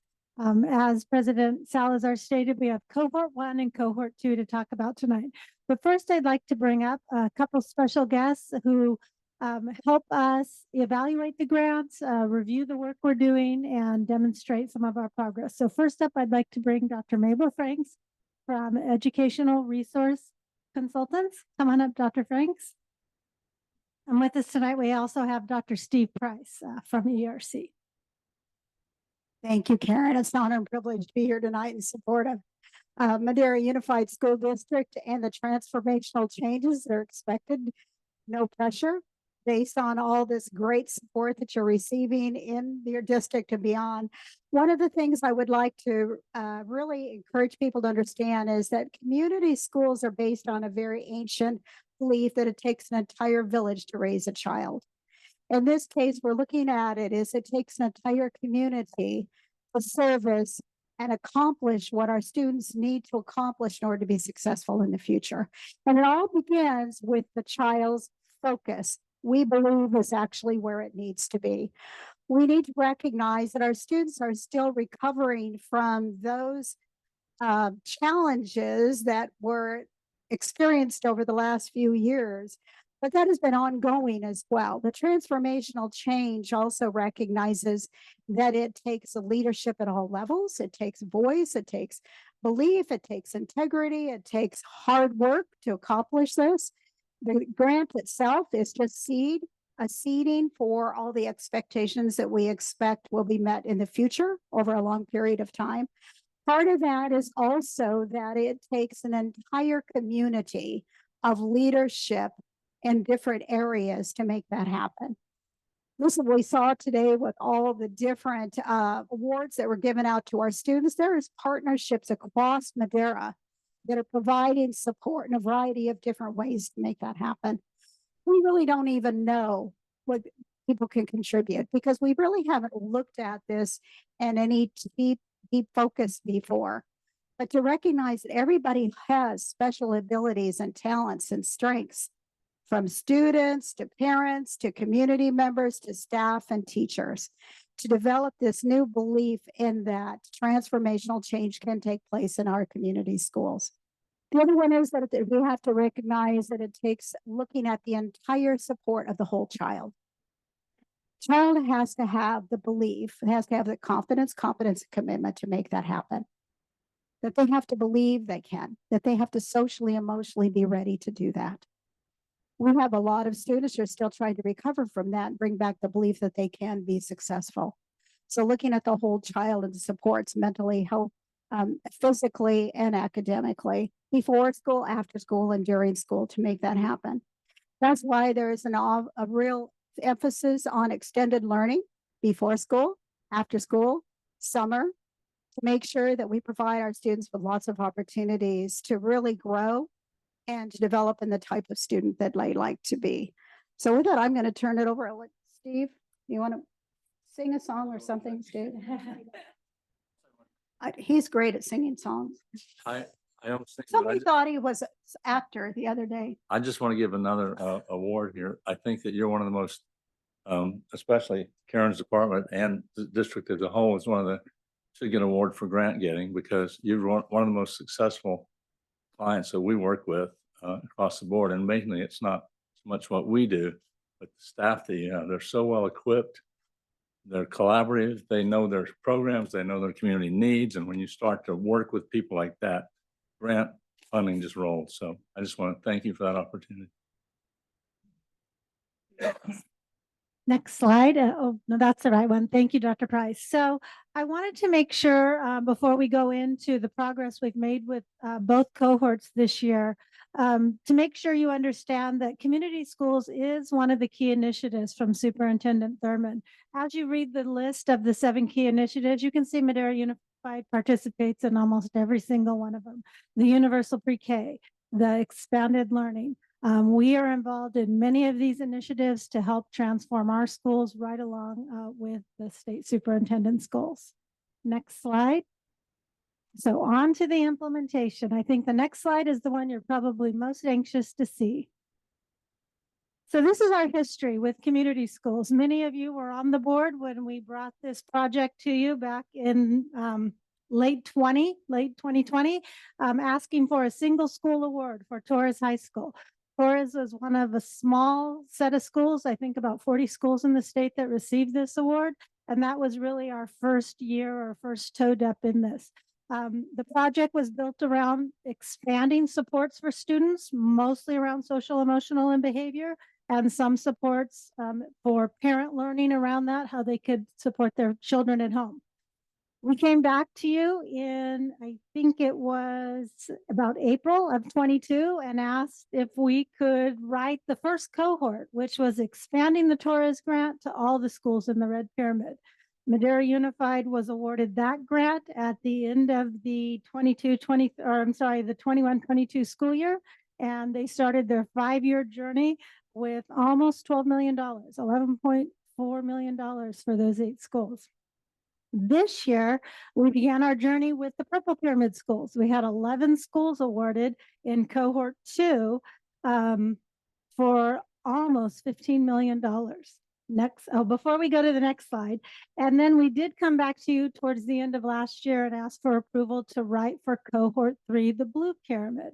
And I have some good news to share with you on that. And just about a year ago, we began writing that grant, and we just found out some good news last week on that one. So I will share that. But if you look at those totals, Madera Unified is quickly approaching close to $40 million in grant funding to expand social emotional supports for students on our campuses. Next slide. So these were our grant goals, and we wrote these goals in the original Torres grant, and then we just repeated them in every grant. So we haven't changed our goals. The first one is always to increase academic achievement, but you can see build the district's capacity to expand MTSS and PBIS or behavior supports was really our major goal. Goal 3 was expand social emotional learning resources and professional learning for adults. Goal 4 was to hire or bring on new staff to help provide those social emotional learning and behavior supports. And goal 5 was to expand that learning to parents. And then goal 6 is always to sustain the work that we're doing with this grant after the grant funding goes away. So next slide, please. So this is what we did with the first grant. This is the Torres grant. We hired a grant coordinator who's sitting back here behind me, anxiously waiting to come on up and share. We hired at the district level a recess engagement trainer. I'll explain what that is in just a second. There's a community support specialist that supports all the schools in the pyramid with case management and referral to outside agencies. And then we have, I'm sorry, I have to look up here, a behavior intervention specialist who works with our TK through 3rd grade students in the pyramid who have some of our highest need behavior interventions. And then our Parish Resource Center has one assistant that helps serve the pyramid. And then each school got a series of staff to help the students and the staff on their site. So Torres, of the people that are at Torres, 2 of them were hired under the first grant, and then we continued them on in the 5-year grant. So next slide will bring us to the Purple Pyramid. And it looks a lot larger because we had 11 schools in that pyramid. The district office staff is the same. And so the asterisk that I had on those is in year 1 of the Red Pyramid grant, they were all funded under the Red Pyramid grant. When we got the Purple Pyramid grant, they became 50% funded under each grant. So the staff didn't change. It was just their funding went to half in one pyramid, half in the other pyramid grant. And then you can see what each site did. It's probably important for you to know how many kids all these people served. So in the Red Pyramid, in the 8 schools that we had 536 students receive social emotional learning supports and interventions this school year by that staff, and 141 received behavior intervention support. So that's almost 680 kids, 677 kids.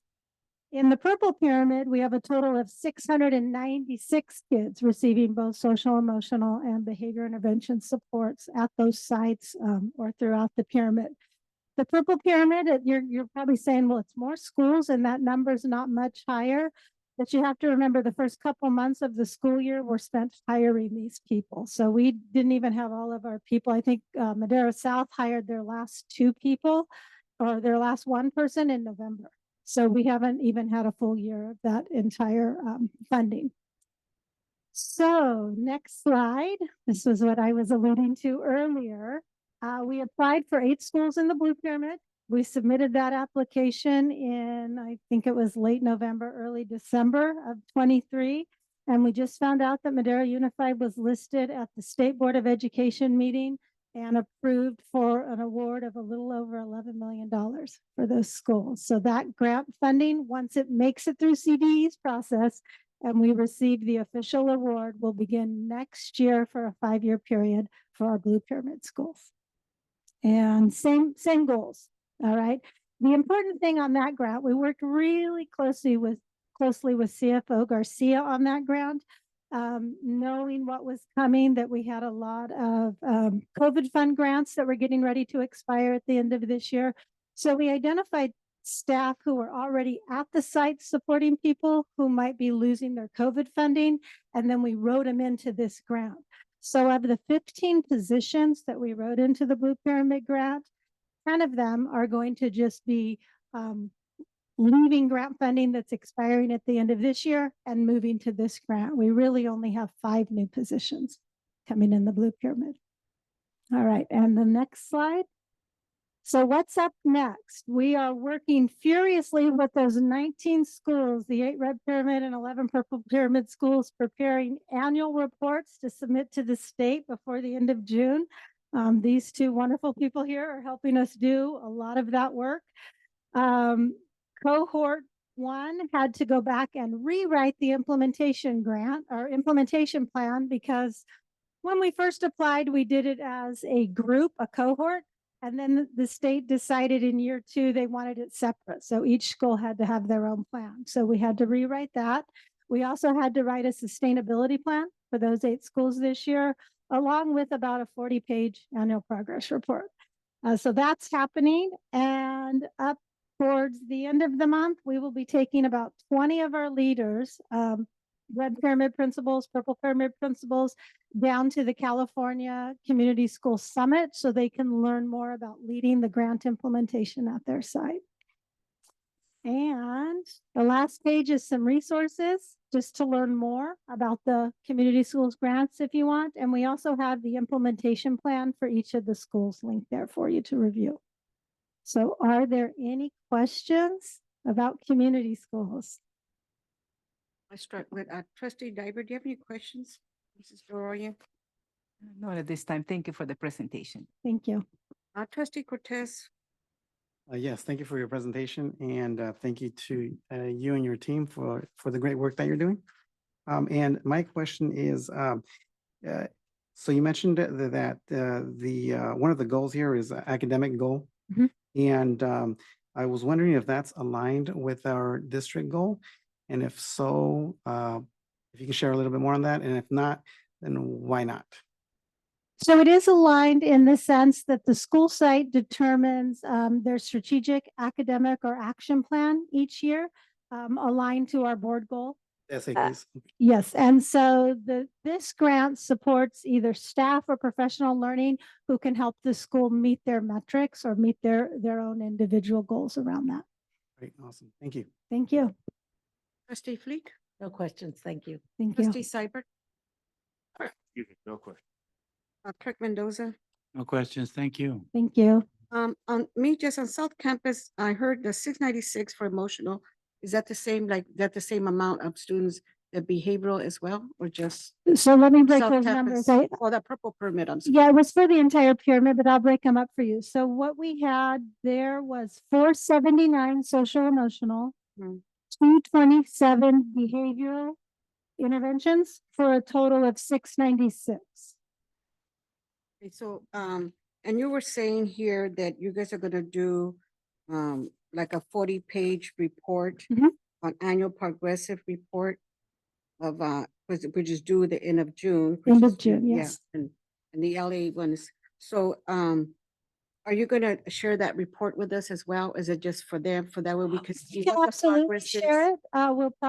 We have a new link on my webpage, on School Culture and Climate webpage, that is California Community Schools, and we'll be posting all of those resources there so that the sites can direct any of their community members to that. Mhm. And we can be sure to share those with you also. It's gonna be, so it'll be separated by site? Each site has their own report, yes. Okay, so that way we could see the progress of those sites and see, in this report, like, is the progression of what we are maybe at the end of this school year, and then where we're gonna be maybe at what, like, different stages are we gonna look at these reports, or what we're doing with these grants, how we're doing with them, how is the implementation really working for these students?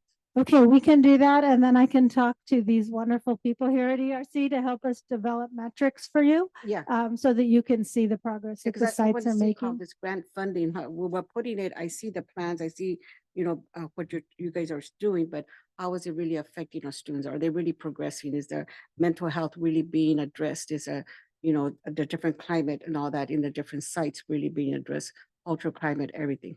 Absolutely. So we look forward to working with our team to bring you some metrics to determine if that's the right data to bring to show the progress. Thank you so much. Thank you. Thank you, Ms. Doreen. Okay. Now we go into 10C, union time. At this time, I invite presidents of the union to address the board. Mr. Holder.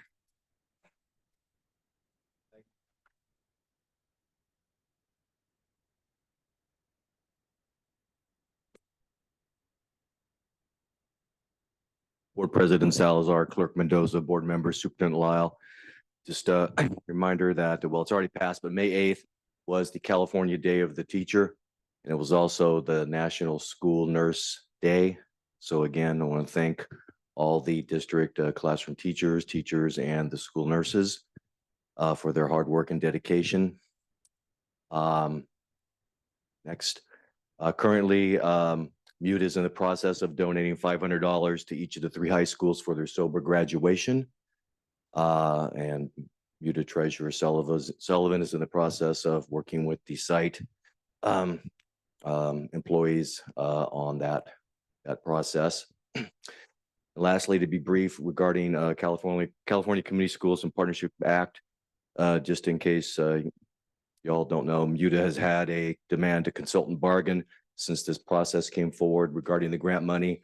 In particular, MUTA's focus is to make sure that the monies are used and utilized in the district in a proper manner, and also that these monies coming from taxpayers are not siphoned off by private entities that have taken a quick look at making a buck off of the taxpayer. Thank you. Thank you, Mr. Holder. Any other union presidents? Thank you. Now, item number 11, superintendent time. President Salazar, Clerk Mendoza, members of the board and public, I just want to say thank you to our school sites. We had a lot of teachers and counselors, administrators that worked together to have some really phenomenal scholarship nights. We saw some evidence of that tonight in our Madera minutes. I want to thank President Holder and President Giddens for their generosity in supporting our students with scholarships, and so many others out in the community. We'll have a formal thank you that will go out in the local media here in the near future to recognize all those that have so generously given to our students. I also want to thank our student trustees who've been putting together some really fantastic student voice meetings. Trustee Taha and Trustee Garza have facilitated fantastic meetings that have given us a great deal to work with and caused us to really think about some of our next steps. I also want to thank our high school activities directors, administrators, and teachers and counselors and support staff in particular, because of how hard the logistical work is to put together every 15 minutes. That event is really elaborate. It is really impactful and leaves a real deep mark for our students. We have phenomenal partners with our first responders and our law enforcement agencies. They do a first-class job every time we take this on. And it's not easy on our guys to do all the heavy lifting to make this happen. So our maintenance and operations team does a fantastic job along with our school custodians. We're just very fortunate to have so many people that believe in trying to inspire our students to do the right thing and to finish the year strong and in a really pro-social way. I also want to thank Valdez Tutoring. I thought they put on a really fantastic night that helped the students that they serve, our foster students, some of our special education students. I felt like they did a brilliant job of helping all of those students feel really important and seen. Their invisibility became visible, and it was a really good night all the way around. And lastly, I want to thank Madera County and the Madera County Arts Council, Madera County Superintendent of Schools and Madera County Arts Council, and Madera Unified staff for coming together to really support the Madera County Arts Fest. It was a fantastic event. We love doing it every year, and we're doing more and more of that internally ourselves, challenging ourselves to be better in our own presentation of our own students' artwork. So thank you for all of that. And this time of year, we have a lot of people working extremely hard, putting in hours that nobody sees. and nobody will ever know about, to make these events, these ceremonies all happen like clockwork, and we're getting better and better and better at them. And we thank the trustees for being there to support them too. It makes them just that much more dignified and important to the community. So thank you. Thank you, Superintendent Lyle. New business, item 12A, School Leadership Services, approved girls flag football, Superintendent Lyle. So President Salazar, Kirk Mendoza, members of the board, this is a really exciting opportunity in my mind anyway. Maybe not everybody else would agree, but you know, I dedicated a big chunk of my coaching career to women's athletics, and I found it to be a really smart decision. I had men's coaches who told me this was the dumbest thing you're ever going to do. It's going to ruin your career, and I can guarantee you that every single one of them was dead wrong. Girls, our female athletes play extremely hard. They want to be coached. They want to be a part of a team. They want to support each other. They want to compete and they want to get better. They are so much fun to coach. And when they have the opportunity, they make us really, really proud. Director Bitter is going to go through some history to get us to this point. But I do want to, I want, when he starts off where we, you know, slightly before I was born, maybe not before you were born, Marty, but before I was born, Title IX became a thing. And we all got to witness this year that the NCAA Women's Basketball Championships had greater viewership than the men's for the first time in history. They captured the spirit and the spirit of the age. They captured the attention of the nation, and they play brilliant, beautiful basketball. Well, I think they exemplify the whole point of why giving our female athletes one more opportunity to stand out and be a part of something special is a really special thing for Madera Unified to do. So Director Bitter, if you would, please.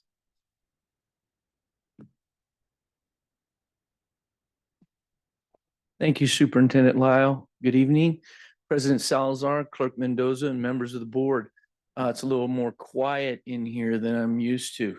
This has been a great day. We had our second SALT Student Athlete Leadership Team Conference, and it was awesome. That's how we started. And we finished, obviously, with this presentation, but I do have some good news. The Toros today, and Mr. Hanner Hans, I think, was absent this evening, was supposed to be awarded because he was away playing baseball. Well, he was taken down North All-Stars. He was the pitcher today, the winning pitcher for the Toros, who won 11-2. And just a few minutes ago, the Coyotes were down. They're a 14 seed in Division I, playing Clovis High School at Clovis High School, down 5-1 going into the sixth, where they opened up, scored 5 runs, and ended up knocking off the Cougars 6-5. So at Clovis High? At Clovis High, yeah. Wow. Great news. Nothing wrong with that. So anybody has some time on Thursday, currently at 4:30, they're going to be taking on the Clovis North Broncos. So it's hashtag take down the track. I am going to try to present tonight. I think it's a golden opportunity. I've had the opportunity, thanks to your blessing, to do a lot of work with the CIF. And one of our primary goals is to increase opportunities for girls sports. We just had a couple years ago the 50th anniversary of Title IX. And I kind of made a pledge, and I actually did some professional development for all of our female coaches and have to continue pursuing and encourage them to take advantage of it. But I left that thinking we have to keep moving forward and keep this momentum going, because quite honestly, girls sports have tremendous amount of momentum. And in my 6 years of service with the CIF, I've never seen anything like what happened when we were down south and getting ready to approve girls flag football as an official CIF sport. Normally we see it in Powder Puff. But there were 10 members from the Los Angeles Rams organization. There were 6 members from the San Diego Chargers, Los Angeles Chargers organization. And all the things we've passed in my 6 years, I've never seen media there, but several media stations from down south waiting to hear the outcome. And it was overwhelmingly passed, right? Unanimously passed. So it's been bubbling up here for the last 2 years, and our girls keep talking about it. And I'm extremely excited to present it to you. And hopefully we can get your blessing moving forward. But I want to start with a few fun facts. In 1972, there were 294,000 female athletes. And you can see the growth. 2024, 3.2 million females playing athletic sport or team sports in the United States. Obviously, back then it just wasn't offered, right? Now they have the opportunity to play and they're coming out in droves. Flag football is the next emerging sport. Ohio, I think just a couple weeks ago, went on and made it a state sport. And you can see there, there's 9 states currently, 17 others. Nike came out with a grant in California just to show you how fast it's going to grow here in California. They came out with a $250,000 grant. They were going to divvy it up amongst schools. You had to fill out an application, which we did. There were over 550 schools in California that applied for the grant. Not everybody got the grant, unfortunately. We weren't one of them. The grant was going to be relatively small, but that was kind of the kicker to kick us forward. But just to see the interest, we have 1,600 high schools in California, just over 1,600, 550 applied for the grant in order to get flag football going by the next school year. Georgia currently holds their state championships where the Atlanta Falcons play. So that's kind of how big it's growing and getting. And they're making it every bit as fun for the girls as they are for the guys. It's every bit of a lot of times what they do, the state championships, is they'll have the men's football, boys football, and girls football in the same location on the same evening. So they'll play them back to back or division after division, as we would do here. In 2028, you see that it's going to be an official Olympic sport for both men's and women's. Next slide, please. These are a couple of things that I've already mentioned. It officially became a girls' sport in California last spring. Teams down south, I don't exactly know how many teams currently in California are currently playing, but there are several leagues. Southern California actually has section championships because they have enough teams playing girls' flag football currently. There's tons right in our area, a little bit more north for us, which isn't bad. Merced, Atwater, those areas are kind of really getting involved. So that's Dos Palos, the outlying areas is kind of the direction that we would go. Fresno Unified's looking into it, but hasn't yet made the plunge. And obviously, again, you can move on to the next slide, but it's the opportunity to create more opportunities for our females. And it's something that I've mentioned several times, and I believe in. It's another way to get kids connected to school. Kids that play sports, involved in clubs, band, VAPO, whatever it is, have to do well. They have to come to school. They have to behave. They have to do well academically in order to participate. Okay, financially, I wanted to kind of give you a picture of what it would look like and then answer any questions. We would like to pose it at the middle schools and the high schools. So it'd be a great opportunity. Our middle schools haven't added a sport in quite some time, but we would have one team of approximately 24 athletes. That's what we would start, and we would obviously grow it as interest came. Now, do I think there's probably going to be more than 24 girls at most of our schools that are interested in playing? Probably. At least I hope there is. But I don't think we're going to have any difficulty getting to that number. I see between 24 and 36 kids playing. We're looking at hopefully 2 coaches at the middle schools. We're probably not a lot of middle schools on board. For us, it's kind of an opportunity to get them started so that when they get to high school, the kids are familiar with flag football, right? And willing to play.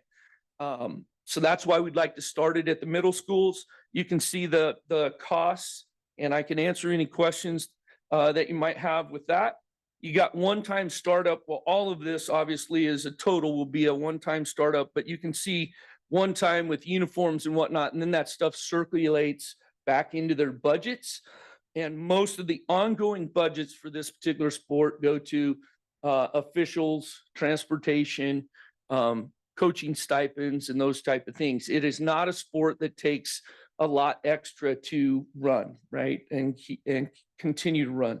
Next slide. You can see kind of some of our costs for the high schools. And the uniforms are a little different. In the high schools, we'll have 2 uniforms, a home and away. It's approximately $100 a uniform per player. In the middle school, we'll probably do more of a reversible jersey where they have a home and away, but it's reversible, not quite the same level of uniform as we would use at the high school. And again, footballs, flags, vests, scrimmage vests, a lot of that stuff, once we get up and going, that it will just circulate it and grow. And it really won't cost that much each year to maintain. Next slide. So here's just the total. Hopefully I did my addition right. About 33,000 just startup costs. Annual cost 86,000. And once again, that's coaching stipends, transportation officials, those kinds of things is where most of that cost goes, not in the maintenance of equipment and whatnot. Field space, we already have all of that. And then the total startup cost just to get the program off the ground would be $119,250. Lastly, some of the questions, next slide. I just wanted to present a slide because people often ask, when is it played? What season is it played? And right now, it is a CIF sanctioned sport, and you can play any sport, any season. So we could play at any time of the year that we choose to. However, most districts play it in the fall with regular football. And you don't have to CIF wise play it in a particular season until it becomes a state sport. The way I look at that is it's going to become a state sport, so we might as well play it in the fall. And then another argument or another point of reference that comes up is, how are we going to intermingle with football?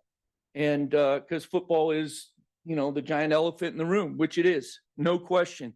And to be honest with you, I was kind of convinced in one of my meetings with an ex-football coach that said, the reality of it is we're the only sport really that doesn't share a facility, right? Boys and girls basketball play in the same gym and they work out practices. Soccer basically uses the same facility to work out practices. I don't see why we couldn't work something out in football. And obviously at most of our campuses, we do have the turf fields that we would rotate practices on, but there's many, many places that you can play flag football. Flag football is played on a little bit smaller scale field. It's only 80 yards. It's not played on a regular size regulation football field, but that's very easy to mark even on our turf fields. So practicing, you can see I would kind of rotate it. 1 week, boys are in early. Boys go early on Tuesday and Thursday. Girls Monday and Wednesday go early. Boys go late. You can flip-flop it so it's equitable. When are games played? There's a couple strategies that we can kind of muddle through, and I really believe that our football coaches here, I think a lot of football coaches would have a difficulty with it. I think ours would be open to it. I really, really do. I think they're great guys. I think they understand the greater picture and the greater good. And I think they'd be more than willing to share their facilities. But it would be fun. There's a couple strategies to use. Some districts play girls football on Monday nights, so they make a big deal of Monday night football. Other districts, which is kind of what I would prefer, is to play, normally we play freshman football on Thursdays. I would play freshman and JV football on Thursdays. And then on Friday night, you play girls flag, followed by varsity football. And so far, in all honesty, girls flag numbers significantly outdraw the other two. So to put it along with our boys football, I think just helps us financially by, increasing our attendance on Friday nights, to be honest with you. So anyways, that is all the information that I have to share. I'd like to entertain any questions that any of you may have. Thank you, Mr. Bitter. Trustee Diaper, do you have any questions for him?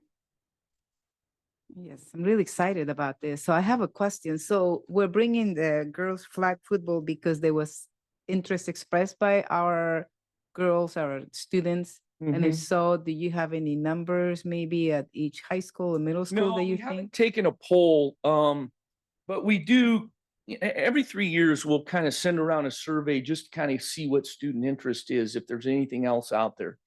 Right now, the hot sports, in all honesty, are the things that are talked about by the kids are beach volleyball. Girls flag football is at the top of the list. Pickleball is starting to surface out there, although it's not Yeah, I a heard sport, about it's kind of coming. And boys beach, those are the main sports that are out there. Lacrosse stuck around for a little while. Fresno Unified still plays it, but it just hasn't caught on. But right now for girls, it's beach volleyball, girls flag football. Okay, and then the other thing, are the rules pretty much the same for boys and girls flag football? No, it'll be quite a bit different. And you know, I think we get in our head sometimes, we think powder puff, right? We always play powder puff football as a fundraiser and as an activity.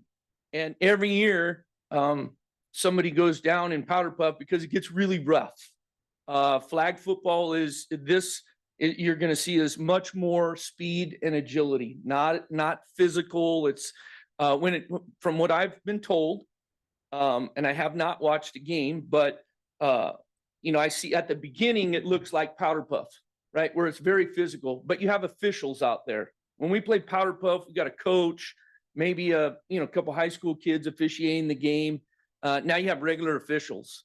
So the game, there's penalties. So anytime it gets physical, because flag football is obviously is more speed and agility and elusiveness. So the rules will be quite a bit different, actually. Okay, and then the other thing, I see on your budget that you budgeted for different things, but I was wondering, are the girls going to be able to have a chance to go and watch a game, so get to know, because this is new for a lot, for me, I've never seen flag football, and then, my son was in elementary school. So would there be an opportunity, are you budgeting that in too, so they're exposed to see how that's played and, I would love that. I would have no issues with that. I would love that for the kids to be able to go see a game and expose them to it. So where would they go? Is there anywhere close to us? Well, that they can? there's not a lot of schools. Everybody seems to be in our area making a push because of this grant to get on board in the fall. So that's where it's going to be. However, I think even if we started playing next year, it would still be an opportunity to go see other games, just to get a feel for what it's like in other areas. It will be good. That's how we learn, techniques and different tricks when we watch how the professionals do it. So Absolutely, Thank you. absolutely. There's been some pretty outstanding coverage though in the national media of girls flag football, right? The NFL sponsors a whole bunch of it and it showcased it during the Pro Bowl. There's some championships that the club teams are playing.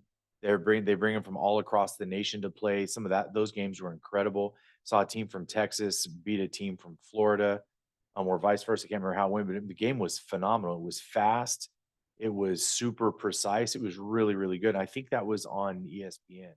And 7-on-7 for boys took off several years ago, and this is kind of very similar, right? It's offensive oriented, not a lot of line, not a lot of running, blocking. It's a lot of throwing. And they play at halftime, of NFL games, halftime of the Pro Bowl. It's super big down south. Both beach and flag are super big. I think that's important with any sport, if given the opportunity, obviously, to take our kids to see just what it looks like elsewhere. And the funny thing is you got people up in the band, a lot of ex-players coaching who are now dads. Steve Young, Drew Brees, both coach teams, high school teams here in California because they have daughters that play. So there's people really kind of getting into it. It's catching a lot of steam. Any other? Trustee Diaper, Trustee Cortez, No questions right now. Thank you. Trustee Fleek. I think girls flag football will be as popular as girls wrestling is, and increasing every year, we're gonna have more and more we'll have as many girls as we do boys wrestlers. So I think that'll be good. Thank you. I would agree. I think that, 24 players in a varsity team is a starting place. But I see the same thing. I just see it growing by leaps and bounds. Yeah. Thank you.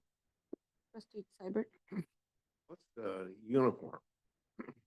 Basically, it's almost looks like a soccer uniform, where they're going to wear shorts and a t-shirt kind of thing.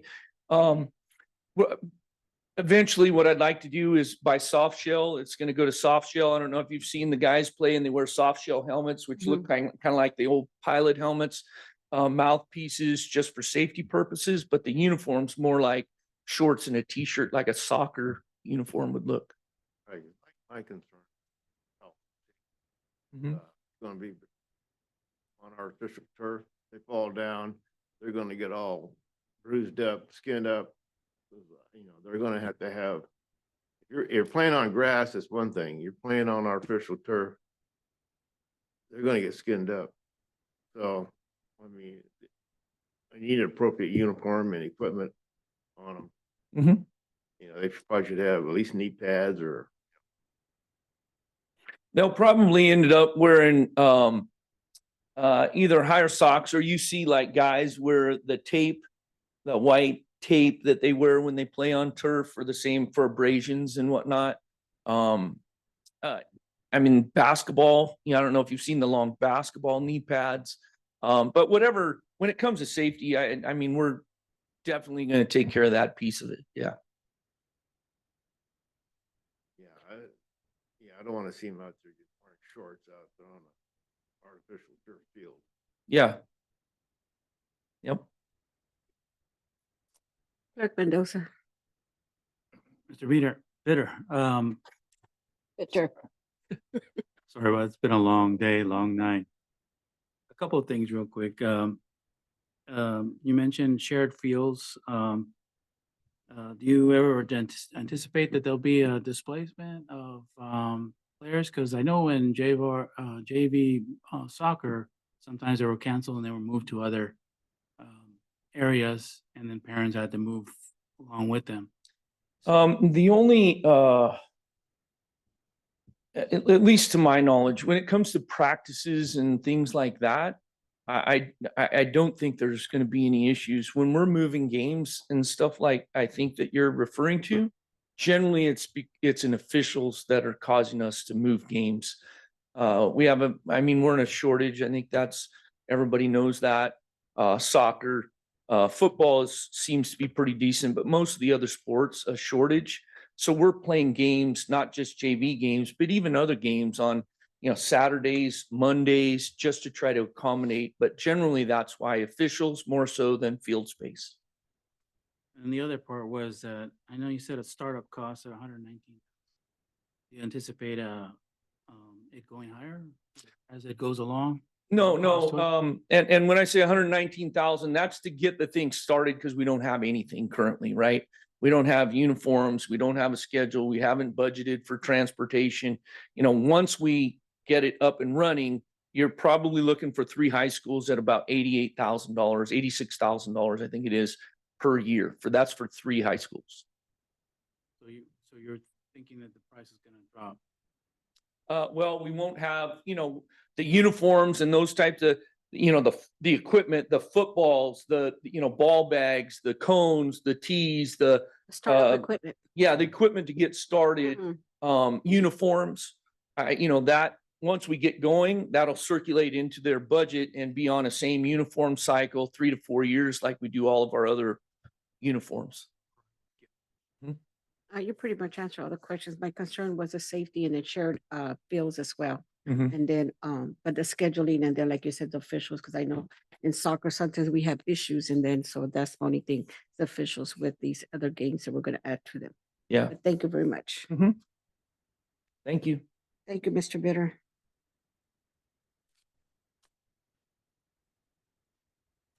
I now open this item for public comment. Mrs. Elizondo? If you wish to address the board regarding this item, please step up to the podium and state your name and city of residence. If you are joining remotely and would like to make a public comment, click on the reactions icon located at the bottom of your screen. In the reactions window, click on the raise hand button and wait for your name to be called. Speakers will be allowed to address the board in the order they approach the podium or appear on our screen. President Zelzer, we do not have any participants who wish to address the board at this time. Thank you, Mr. Lozondo. Seeing none come forward, I close public comment. Trustees, we already asked for questions. I now entertain a motion and a second to approve item 12A1. Please state your name when you make a motion and second the motion. Trustees? Clerk Mendoza, I move to approve item 12A1. Trustee Fleek, I'll second. Thank you. It has been moved by Clerk Mendoza and second by Trustee Fleek to approve item 12A1. Mr. Lozondo, please pull the board. Trustee Duque Martinez is absent and Trustee Ahmad absent. Trustee Cortez, Yes. Trustee Dybert, Yes. Trustee Fleek, Yes. Trustee Seibert, Yes. Clerk Mendoza, Yes. and President Salazar. Yes. President Salazar, I counted 6 ayes, 0 nays, 0 abstentions, and 1 absent. Thank you, Mr. Lozondo. Item number 13, announcements. Superintendent Lau, do you have any announcements for the board? I have some short ones and I'll keep them short. Tomorrow is Mount Vista's Graduate Profile Showcase, and that'll be a really awesome opportunity to see how the students at Mount Vista are prepared. I'll also be spending time not only there, but over at Madera County Office of Education, where we have our monthly meeting around the SELPA and our study group. We have Monroe's Teacher of the Year, Ms. Elizabeth Ochoa, and she'll be receiving a city proclamation for her accomplishment of winning Teacher of the Year for the state of California from our city council on May 15th. We also have the Madera South High School Graduate Profile Showcase Day on Tuesday, May 21st. We have a SAP Day, a Strategic Action Planning Day. That's on Friday, May 24th, so there will be no school. Just wanted to call that out well in advance. And our teacher leaders will meet with their administration and they'll be working on developing a plan for next year that responds to the data they see coming out of this year. We also have Memorial Day, the Memorial Day holiday coming up on Monday, May 27th.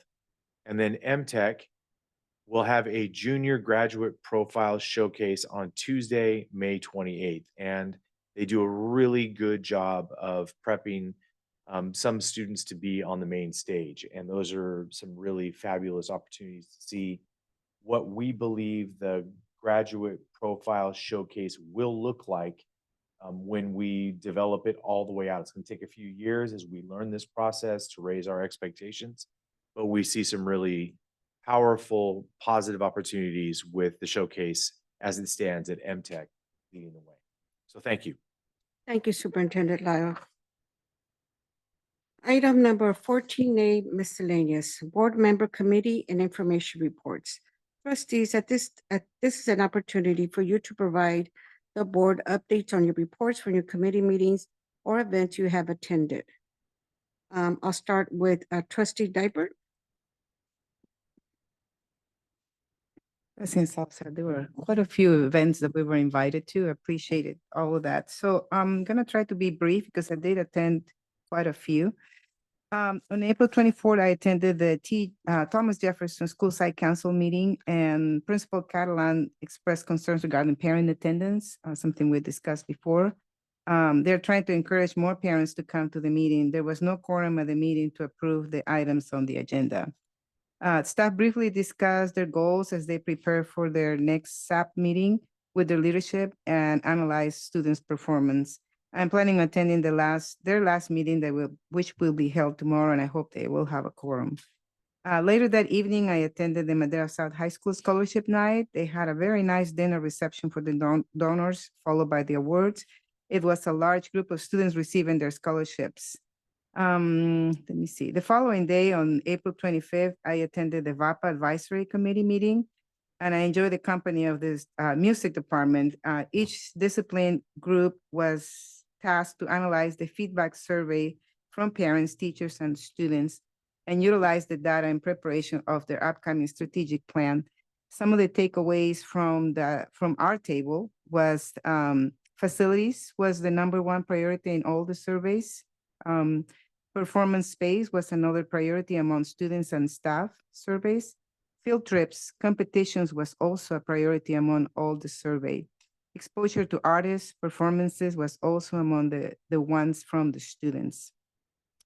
On April 29, I attended the DLAC meeting. The highlight of the meeting was the presentation and discussion of the finalized LCAP recommendations by DLAC.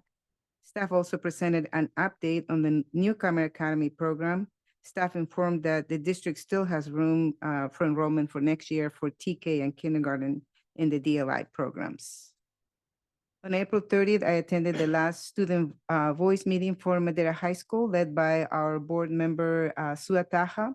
I was very impressed, and I've been attending quite a few of her meetings. Very impressed by the growth she's grown into her role. She, along with alternate trustee Suleima Rodriguez Hernandez, led the meeting agenda. The highlights for me were concerns students had around availability of restrooms in between classes. Some students asked that staff make announcements in the mornings of what restaurants will be open, because sometimes some of the restrooms are closed because there has been concerns of students vaping in the restrooms. So, and I guess staff closes some of them and the students have to work a long distance to go to a restroom. Another concern expressed was the availability of rooms for praying. They asked for carpet and access to a bathroom. They also, among the other requests were mental health workshops. They wanted to learn how to do their taxes. That was one of the things they wanted to learn. Regarding the engagement in the classroom, the students expressed the desire for more field trips. They also expressed interest in interactive group projects, which will help students to know each other and have a better social skills. They also requested physical breaks. The students from the career pathway culinary expressed concern for the lack of enough utensils in their classes. The medical pathway said that they didn't have enough instruments or resources. They would like to shadow businesses in the medical field. They were pretty sad that we don't have a hospital, so they said maybe the Camarena will be another good source. A senior student read a petition signed by Madera High School seniors, petitioning that the graduation ceremony were to be held at Memorial Stadium instead of at Torres. There were more topics that students shared, but perhaps Superintendent Lyle, if there is minutes for that meeting, maybe that can be shared with the board members at some point. On May 8th, I attended the State Seal of Illiteracy Awards at Madera South High School. If I'm not mistaken, Principal Steinmetz announced that there were about 95 recipients of the seal. It was such a great evening. I know Trustee Ahmad, President Salazar, and I got to witness and shake the hands of each student and wish them felicidades. On May 9, I attended the Furman Elementary and First Moon High School School Site Council meeting. And among the topics of discussion was the equity multiplier funds and how to utilize the funds. They also discussed the CSI funds. And among the discussion, staff expressed the desire of holding more field trips and the importance of exposing students to environments that otherwise they might not have access to due to their personal limitations. Principal Castrillon informed that students will do their graduate profile in the later part of May. Staff also expressed concerns regarding the lack of intercom at the facilities, but they realized it might not be available due to the makeup of the campus. Later that evening, I attended the Unified Exhibition at Madera Arts Council Gallery, and I have to tell you, I was very impressed with the turnout. The place was packed. You couldn't just walk freely. You have to go through a tunnel of people. But more by the pieces of artwork produced by our students and teachers, really nothing to envy any other gallery, whether in New York or San Francisco. I think it was a state-of-the-art presentation. And I think that's all for me. Thank you. Thank you, Trustee Dyke, for sharing. Trustee Cortez? Nothing to report. Thank you. Trustee Flick? Okay, we finished up with scholarship nights and, you know, we need to thank the community because they are very generous to have scholarships for all three schools. The VAPA meeting, there were a number of activities and there are a lot of things happening almost every day till the end of the school year. Some of the schools had their last student voice. Every 15 minutes was really good and you could tell that it was really affecting the students because they were very quiet. I went to the Madera South Purple Pyramid band performance and the place was so packed. You could barely hear the music, but it's good that, you know, so many of our parents showed up and community people. PAC had their last meeting and they have a lot to be proud of for all their accomplishments and they're looking forward to the next school year. 14 teachers had the residency program at Pershing and they were just so happy and they all had jobs and President Salazar was there also. The safety meeting, we talked about how we're getting successful at getting our students to school and back safely. At the Arts Council, the gallery, they had displays of art and it was really good. All the different, you know, art levels that they had. The middle school had their evening one-act performance and President Salazar was there also. Madera County Art Fest was this last Saturday. And it was really interesting because it's for all over the county. There were a lot of people from Oakhurst and North Fork, and it was TK through 12. And they had sculptures, painting. It was amazing, all the creative ideas that the students had. And every day in May, we're recognizing student champions at the schools, and that's very important. Thank you. Thank you, Trustee Fink. Trustee Seibert? Then the- Sorry, Clerk Mendoza. Thank you, President Salazar. A couple of things. I attended Valdez at Service Dinner Banquet and also attended the PAC meeting. But wanted to mention to the board, everyone out there in Zoom land, is that I also serve as the board president for Madera County School Board Yes, sir. Association. And this association represents the 19 school districts in the entire county of Madera. Well, part of the donations that were received, and I thanked when I presented a scholarship at Torres High School. Those scholarships are generated by donations from the public and everyone that's involved in the school district and stuff. So I would like to see if possible, I'd be willing to accept some donations made out to Madera County School Board Association. And I'll drop on our next meeting, I'll bring some envelopes. We can put them in that if you're interested in donating. If you want to chip in your credit card, that's perfect, you know. But in any case, if it's possible, see if we can raise some donations for Madera County School Board because we do represent all 19 school districts in the county. And that's it. Thank you. Thank you, Clerk Mendoza. As for myself, I attended different scholarships, presentations, and I congratulate all those recipients that received them from the 3 high schools. I attended the Madera Prayer Breakfast, prayer from Madera Unified School District, and for the different communities. I appreciate all the pastors that shared their word that helps us give us that faith to, you know, sometimes with hard times that we may have in our school district to make decisions, it helps us make the right decisions. Also attended the annual mental health awareness at Torres High. The different booths that were there sharing the different information and services to the community. They had a good turnout. And by chance, I attended the Washington Elementary Fiesta and they were recognizing their Teacher of the Year. And congratulations, Mrs. Leon, for the Teacher of the Year for Washington Elementary. I attended a few of also the State of the Seal by Literacy recognition for our students from Madera Five Unit School District, and thank you again for your hard work. Madera Teachers Residency Program, like Trustee Fleek said, we attended it at Pershing. Thank you for the mentors for these teachers, and congratulations to the new residency teachers. They all have employment, and they look all happy and energized to go for their new school year.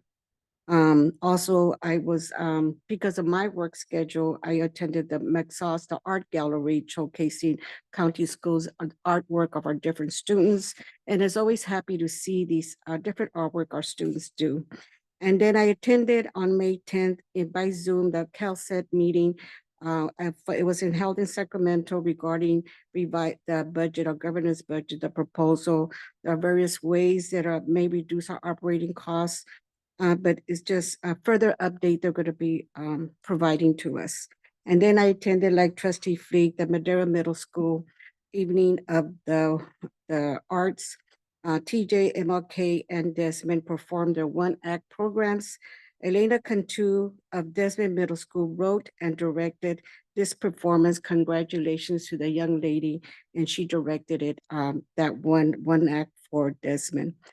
And I thank all the students for all their hard work, and the staff and the teachers and the directors. Thank you so much. Now, moving forward. The next thing, thank you, trustees. Item number 14B, the 2024 graduation ceremony. Superintendent Lyle. So President Salazar, Clerk Mendoza, members of the board, I think the item that we want to talk about here is just the reality that we have a stadium that's very near completion over at Torres High School. And it is it's a really amazing facility, and it's been done with all the right intentions. And as you all may remember, we've been discussing the creation of this for several years now. Took some field trips to Brentwood and to Easton to see some different designs, made some real difficult decisions on that, had lots of collaborative meetings, workshops. And part of the reason that we did it was because we recognized that Memorial Stadium was aging and aging really quickly, and not necessarily in a good way, not like fine wine, more like beginning to crumble. And we recognize that we have some real challenges with the American with Disabilities Act. And so we wanted to make sure that we were getting ourselves into a situation where we could remedy those challenges. But to do that, we need to make sure that we had a proper facility to play football, soccer, and graduate in. We know that that's really important. And we also know, I think one of the things that precipitated this was knowing that the field, both the track and the field of Memorial Stadium were aging very quickly. So we had multiple things that were kind of coming together into a confluence of events that I think really put the board in a position to make some tough decisions. It was also not that long ago when we had a board workshop to discuss the implementation, or we got the green light to build the girls' field house. And to do that, we recognized that it might cut into the existing earth berm on the south side, the current home side of Memorial Stadium. To do any work that might trigger ADA on that facility for the entire stadium, we recognize would be a big challenge. And so we knew that we had to finish Torres first. We had some pretty good discussions about that. So what I've discovered in my my investigation of the petition that some seniors raised over at Madera High School is that back in March, they were actually told when they received their graduation announcements back in March, they were told at that time that the district's plan was to have the stadium at Torres be the site of our graduations. Madera High School students, didn't love that idea very much. I don't think probably any of them thought it was a great idea. They wanted to graduate in the stadium that they've called home since the 1940s. And so they were not necessarily too excited about this. And I'm not sure there was a great explanation that was given. Although I do know from talking to Principal Cosgrove that she's had several conversations with lots of student leaders to help them understand the reality of the situation. And that there was even an outside chance, which we know is diminished now, especially with the late return from Division of State Architects on plans, the comments that go back and forth between the architects and the approvers, has been a pretty slow process recently. So there was an outside chance early on in this school year and last school year when we were discussing this, that if we were actually to meet our own goals and be able to, right after track season finished, to actually begin moving some earth, so we might be able to start on the girls' field house, that would trigger basically a construction zone in Memorial Stadium.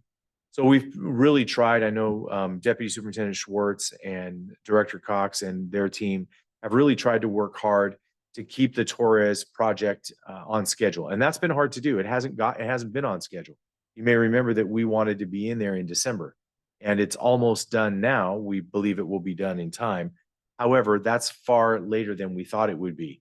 So there's been lots of moving parts and pieces in this, and the students at Madera High School would prefer that they graduate in a facility that they are comfortable with and that they know. I heard them and I explained that, you know, from our point of view, knowing that we have people with disabilities, knowing that we have grandparents that are not necessarily always, they don't necessarily travel easily on the broken concrete and across the grass fields over at Memorial Stadium. There isn't very good handicap parking. There isn't very good viewership because there is actually no handicap seating in the entire stadium, none. We put them down on the field. It's not an ideal situation, but we've been doing that for generations. We feel like, and I know that I feel like, I'll own this for me, that it is incumbent upon us to be really careful. And when we finally can meet the needs of all of our attendees in the safest, most responsible way, that we do that. And Torres High School presents that opportunity for us. So I wanted to share that with all of you because I know there's been some frustration from some of the trustees that this hasn't been necessarily shared in an open, honest way like I just did it now. There's been lots of conversations about this over the course of several years. And if that hasn't culminated in like a clean communication to all of you, I'll own that and take responsibility for it. And please accept my apologies. Thank you, Superintendent Lyle. Trustees, do we have any questions for Superintendent? Trustee Dybert? You'll have your chance, Mendoza. No, thank you, because Superintendent Lyle and I had met. I was there at the student voice meeting when this was brought up, and it was the first time that I learned that the graduation ceremony was going to be held at Toros. And the students were, you know, they had a long petition. They had the seniors had signed, so that's the first time I learned. So I met with him, and my only concern was that the proper communication to the parents. You know, because sometimes people have from out of state or out of town, they're expecting to sit at the, you know, Memorial Stadium. And like you said, you know, the Coyotes, they graduated and that has been the tradition. So I thought that the communication maybe should have been done earlier so they know ahead of time, the students knew, and not like a month or 2 months before they're gonna have their ceremony. So, but he did answer, we got it in the newsletter, so I'm good with that. So thank you. Thank you, Trustee Dybert. Trustee Cortez? No, thank you. I got all my questions answered at our discussion already. So. Thank you. Trustee Fleek? I thought you gave a very good explanation at that meeting. And I think once the students heard that, you know, they realized that, you know, yeah, they, you know, wanted it there, but it made sense. And if you look at South, they'll never have theirs at their campus. So, never. Yeah. So we're lucky to have it at Memorial. And I'm sure once, you know, we're going to be switching back and forth, because I think it would be hard to have, you know, graduations at both places. I think it's a really important point that you make, and it's a consideration that we have. As I know, you know, both Mr. Schwartz and Mr. Aiello can attest, and I know Mr. Rodriguez has put a ton of time into graduation plans. Protecting the stadium itself overnight requires that we have 2 safety officers work literally all night. to keep everything in proper order. Our maintenance and operations team is stretched very, very thin. When you consider that we have, between 5,000 and 7,000 people attend graduation, we have graduating classes as large as they are. Putting down the armor deck on the artificial turf to protect it, to put down all of the carpets to bring in all the technology. I mean, it's a massive, massive operation. And so to do that in 2 sites simultaneously is something that none of them recommend. Splitting up their team and having them work that hard, over the course of a week seems a little bit, I think, from their point of view, kind of awful. And so we want to also be really thoughtful of our support staff and put them in a position where we're honoring the work that they do and not pushing them beyond the limit. Because remember, we're still running an entire district during that week of graduation. Every bus route, every air conditioner, everything has to maintain its function. And we have to make sure that our staff is available to do that. So to pull them off the job and split them up and make it that much harder and run the district all at the same time would be a real big challenge. So we want to be thoughtful about their perception of all of this as well. Now, that's not necessarily where the kids are coming from, and we always want to put the kids first. But we have to be realistic. We don't really want people getting hurt on the job either. And we do have maintenance operations. We have maintenance operations staff recently who have been hurt on the job, trying to make sure that our students are having the events that they should, and that we bring in seating, and a lot of things that they have to move around are pretty challenging for them to muscle. And so we end up sometimes with people getting, injured doing this important work. So we want to be thoughtful about them too. And it's just a factor that is, I think, really important. Thank you. Thank you, Superintendent. Clerk Mendoza. Oh, Cyber. Yeah, my Sorry. concern is not where you're having it, but staging. Every year, those kids have a hard time coming up and down the stairs. And maybe can we get rid of the stairs? Have a walkway, when we set it up. Because there's always a lot of stumbling. I'm afraid somebody's gonna really get hurt one of these days. I know they've changed the steps a little bit, try to improve it, but still, I think we need to do something different. We do have a brand new stage that I think was last year was its first year. And so that's improved things a great deal. Yeah. But we do hear you, and there is a ramp that came with the stage. I don't know if it's sufficient to operate on both sides and down in the middle. And the hard part about it is that it has to be ADA compliant. And one of the things that we discovered in looking at this was the grade and the length of the ramp would have to be, I don't know, it would fit in this room, but barely from the height of the stage down. It's a real challenge. It's quite long at the proper ADA grade. So it's just a little different sometimes. Like we did explore that option, and it didn't seem like one that was probably the best fit for the facility it was in. But we hear you, and I think that's something we can explore. If you're gonna do stairs, I mean, at least, more steps, wider steps, make it longer. Not so steep, and it's a little easier for them to get up there, but for a ramp. And I think some of the girls, the shoes they wear, they're not usually shoes that they wear. And I think they have a hard time. I think it's, wouldn't be true. that hard if they. And a lot of their roads are catching the handrails. That's right. Going It down. happens to me every year almost. It's like I totally get it. Clerk Mendoza.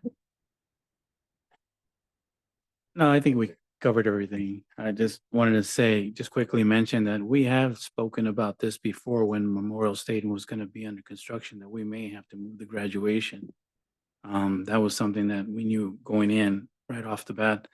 And then it eventually materialized in that way, but we've had discussions over it in the past. The other thing was, and Trustee Cyber mentioned, was the ramps when they come up the stairs. Several times they've tripped, and but going down the stairs might not be as difficult as it is going up. Mainly because they might be really nervous. And then you have, like, one year we had one character that did a backflip right on went on the stage there, almost died of a heart attack there. But anyway, but anyway, that was just it. Other than that, you answered a lot. And the other thing that Trustee Dybert mentioned was the communication. You know, we always think about the kids and stuff, but it has to be related to the parents. Anytime we make any kind of major move like that, we need to be able to notify the parents. I mean, we really can't have, honestly, seriously, you can't have students and parents going into an area that's under construction, because then we create some liability on our part. And if we get it all completed and done, like we spoke about it before, then I think we're better off and we're playing it safe. You know, regardless of where the graduations will ultimately end up at, we're back at Memorial Stadium. That would be perfect. And to have a double stage, to have a graduation, I don't think it would be really beneficial to the district and for staff, because like mentioned, they have to work overtime and stuff, and then we'll have some security measures that have to be constantly watched to make sure that there's no damage or theft to any of our district property. Anyway, President Salazar, that's it. Thank you. First of all, I want to apologize to the students if they were not communicated about these plans that we might have it at Torres. And if the parents didn't find out as well, I apologize for that miscommunication. The important thing for me is that families and Trustee Fleet, that my important thing is that I have a grandson graduating. He's graduating from Torres. Is the first freshman class is going to graduate from Torres to complete the 4 years. And that will be making history. At the same token, he's also the son of my daughter. And my 4 kids graduated from Madera High, full circle, either place. The main thing is that our family and friends are here there to support those students. Where it's going to be held, the main thing they're going to see is mom, their dad, their aunt, uncle, wherever they come from, they're there. That's what they're going to see, and that's what they're going to remember. And the important thing is our staff has to put it together. It's a hard work, it's a big task, and they do it. They're going to do the best they can, and we're going to do the best performance and hold the ceremonies for these students and have them have the best evening they can for them that evening. That's what the most important thing as a board that we can offer them. There's going to be a Memorial Torres. It'll be the most safest place, ADA compliant place, and for our community to come together to support our students as they achieve their diploma that day. And other than that, just one thing real quick. Is Winsong still going to be, you know, they record everything and all that? Are they still going to be doing it, that company, or who's going to be doing that? I think we're doing our own videos. We doing all, because I don't remember approving anything. I just remember when I took note and I just remember, are we doing our own? Yeah. We are doing a live stream that's going to go out on Facebook and through our own website, if I'm not mistaken. And our own communications team is doing some congratulations videos from the principals of the high schools. They'll play just before the ceremony starts. So there's a little bit of that's some multimedia that we've added in over the last few years, but not Winsong in that respect. We still work with them quite a bit, but just not on this particular project. I don't remember approving it. I was just wondering. Just to confirm, they're going to continue using the big screens? Yes. Okay, good. Excellent. Thank you, trustees, for sharing your input. Moving on to advanced planning, item number 15, future agenda items, number 15B, Board Governance Workshop. Trustees, please note that the Governance Workshop will take place on July 13, 2024, from 9 a.m. to 3 p.m. If you haven't responded to the invite, please respond to Elizabeth. She has sent the invite out. This advanced planning for this governance workshop, it takes time, it takes money, it takes planning. We gotta also schedule with the consultant. I realize that some of us may go on vacation and staff need to go on vacation, which is understandable. But we need to work these workshops because that's us getting together and trying to work on our own board manual, working on our handbook, working on our protocols, working on our different things that we need to work on, so we could keep the school district on our goals and giving the right direction to our superintendent. With that being said, we move on to the next regular, I apologize. Trustees, do you have any comments or questions or concerns? Trustee Dybert. Yes, so has that date been solidified? Just because July is, we only have one board meeting, so I wanted to make sure. July was selected because we only have one board meeting. It Right. was suggested to move it to August, but August, we have the new school year starting. Mm. And we have, teachers planning, staff is planning for that school year. It just seems like August is more busy and we move it to September. Then we have another NWA and then our next school year rolls. And down that's the road. good, actually, but I haven't received a calendar invite, so I go by my calendar. My calendar is my Bible, so I haven't seen it. So I'm assuming that hasn't been solidified yet because we're waiting for some trustees to Well, I reply. think that we're waiting, she was waiting for more feedback from the trustees, but she'll resend that out just to Okay. make sure that everybody gets it. Okay, so, yes, and then, on future agenda items, I have one item, and I'm not sure you got there yet. Right now, we're going to that one right now, future, that's item number 16. Yeah, We'll don't have be any that one. questions about the workshop. Okay, thank you. Okay, so moving on to 15C regular board meeting. The next regular board meeting is scheduled for May 28th, 2024, here in the Menifee Youth School District Boardroom on 1902 Howard Road. Suggested future items. Trustees, do you have any items you would like staff to present in a future board meeting? Please be specific on your request for staff. Trustee Dybert. Yes, so based on the feedback at the different meetings I've attended, school site council meetings, 2 of them, and the student voice meetings that I've attended, I would like to request that staff present at a future board meeting a presentation of the current field trips that, the district sponsors or the students are taking as part of their, not the field trips that they do as part of sports or anything else, but more related to the academic curriculum and electives. Because I heard it at the VAPA advisory committee meeting. I heard it at 2 school site council meetings. Trying to remember the name of the teacher at TJ that teaches math. Farrah Williams also, she was sitting at the school site council meeting at TJ, and she didn't know that there was one school district. When we were at the summit that Babatunde Lori held, Parsec, they presented about this summer math program at UC Merced, I believe. And one of our teachers at Torres, I guess, is the person who leads that. So she wasn't aware of that. So she says, I would love to send my kids on more field trips. They said that they talked about it at the VAPA meeting. They talked about also at the Permanent High School, school site council meetings, that they would like to expose the kids to more field trips than before, and the same thing at the student voice meetings.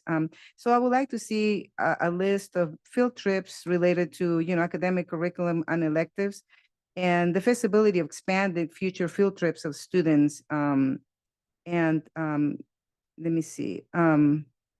Yeah, like I mentioned, I attended those meetings and that was mentioned many times it came up. So, and I would like for us to consider entertaining the addition of more field trips in the upcoming school years as appropriate per grade level, for the kids to learn. When my son went to school, I believe there were more field trips than now. So I would like to see if that's more. I know the Gold Gulch comes here and the kids do that here, but there's nothing like going over there to the environment and touching. One of the teachers at Furman also said that the seniors had never been to the ocean, and we hear that a lot, and that's the truth. So those things, the exposure to that, I think will be important. So maybe just whenever staff, I know you guys have a lot on your plate, but something to consider maybe for next year as you're planning your budget. Thank you. I think a lot of those different field trips come from the advisors of those clubs academically. A lot of them come from the advisors. So it's the advisors seeking out those different avenues and requesting those field trips. Because we do get a list of our field trips every agenda.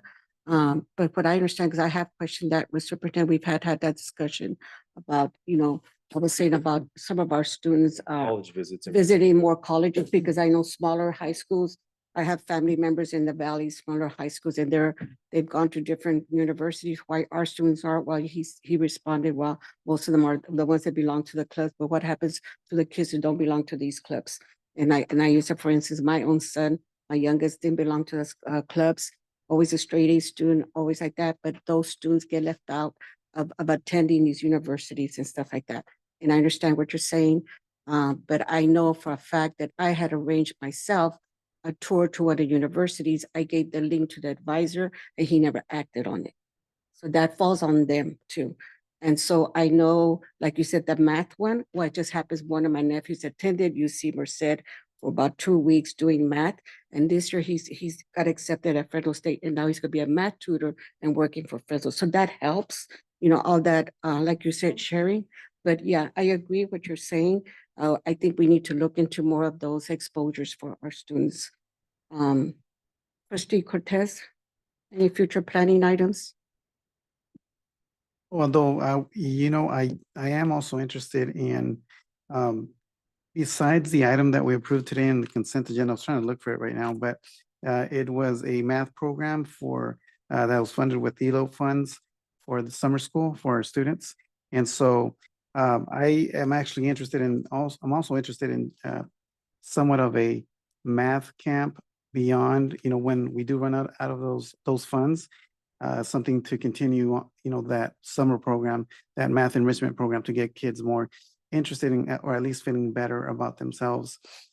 And so I know that a lot of times we think of ourselves as, I'm not a math person or I'm not a chemistry person, but, we kind of impose that label upon ourselves versus, really giving ourselves an opportunity to maybe discover that, yeah, maybe we are a math person after all. But I think these camps provide, satisfy that to a certain degree. And so I think that's something that we should build on once those funds run out. Thank you, Trustee Cortez, for sharing that idea. Trustee Fleek? Trustee Seibert? No. Mendoza. No, thank you. Thank you. And none for me at this time. Thank you. But thank you for chairing trustees. Oh, now we're getting closer than adjournment. It is, picked up my phone to look at 9:34 p.m. And I adjourn this meeting. Thank you for attending the board meeting. Good night and drive safely.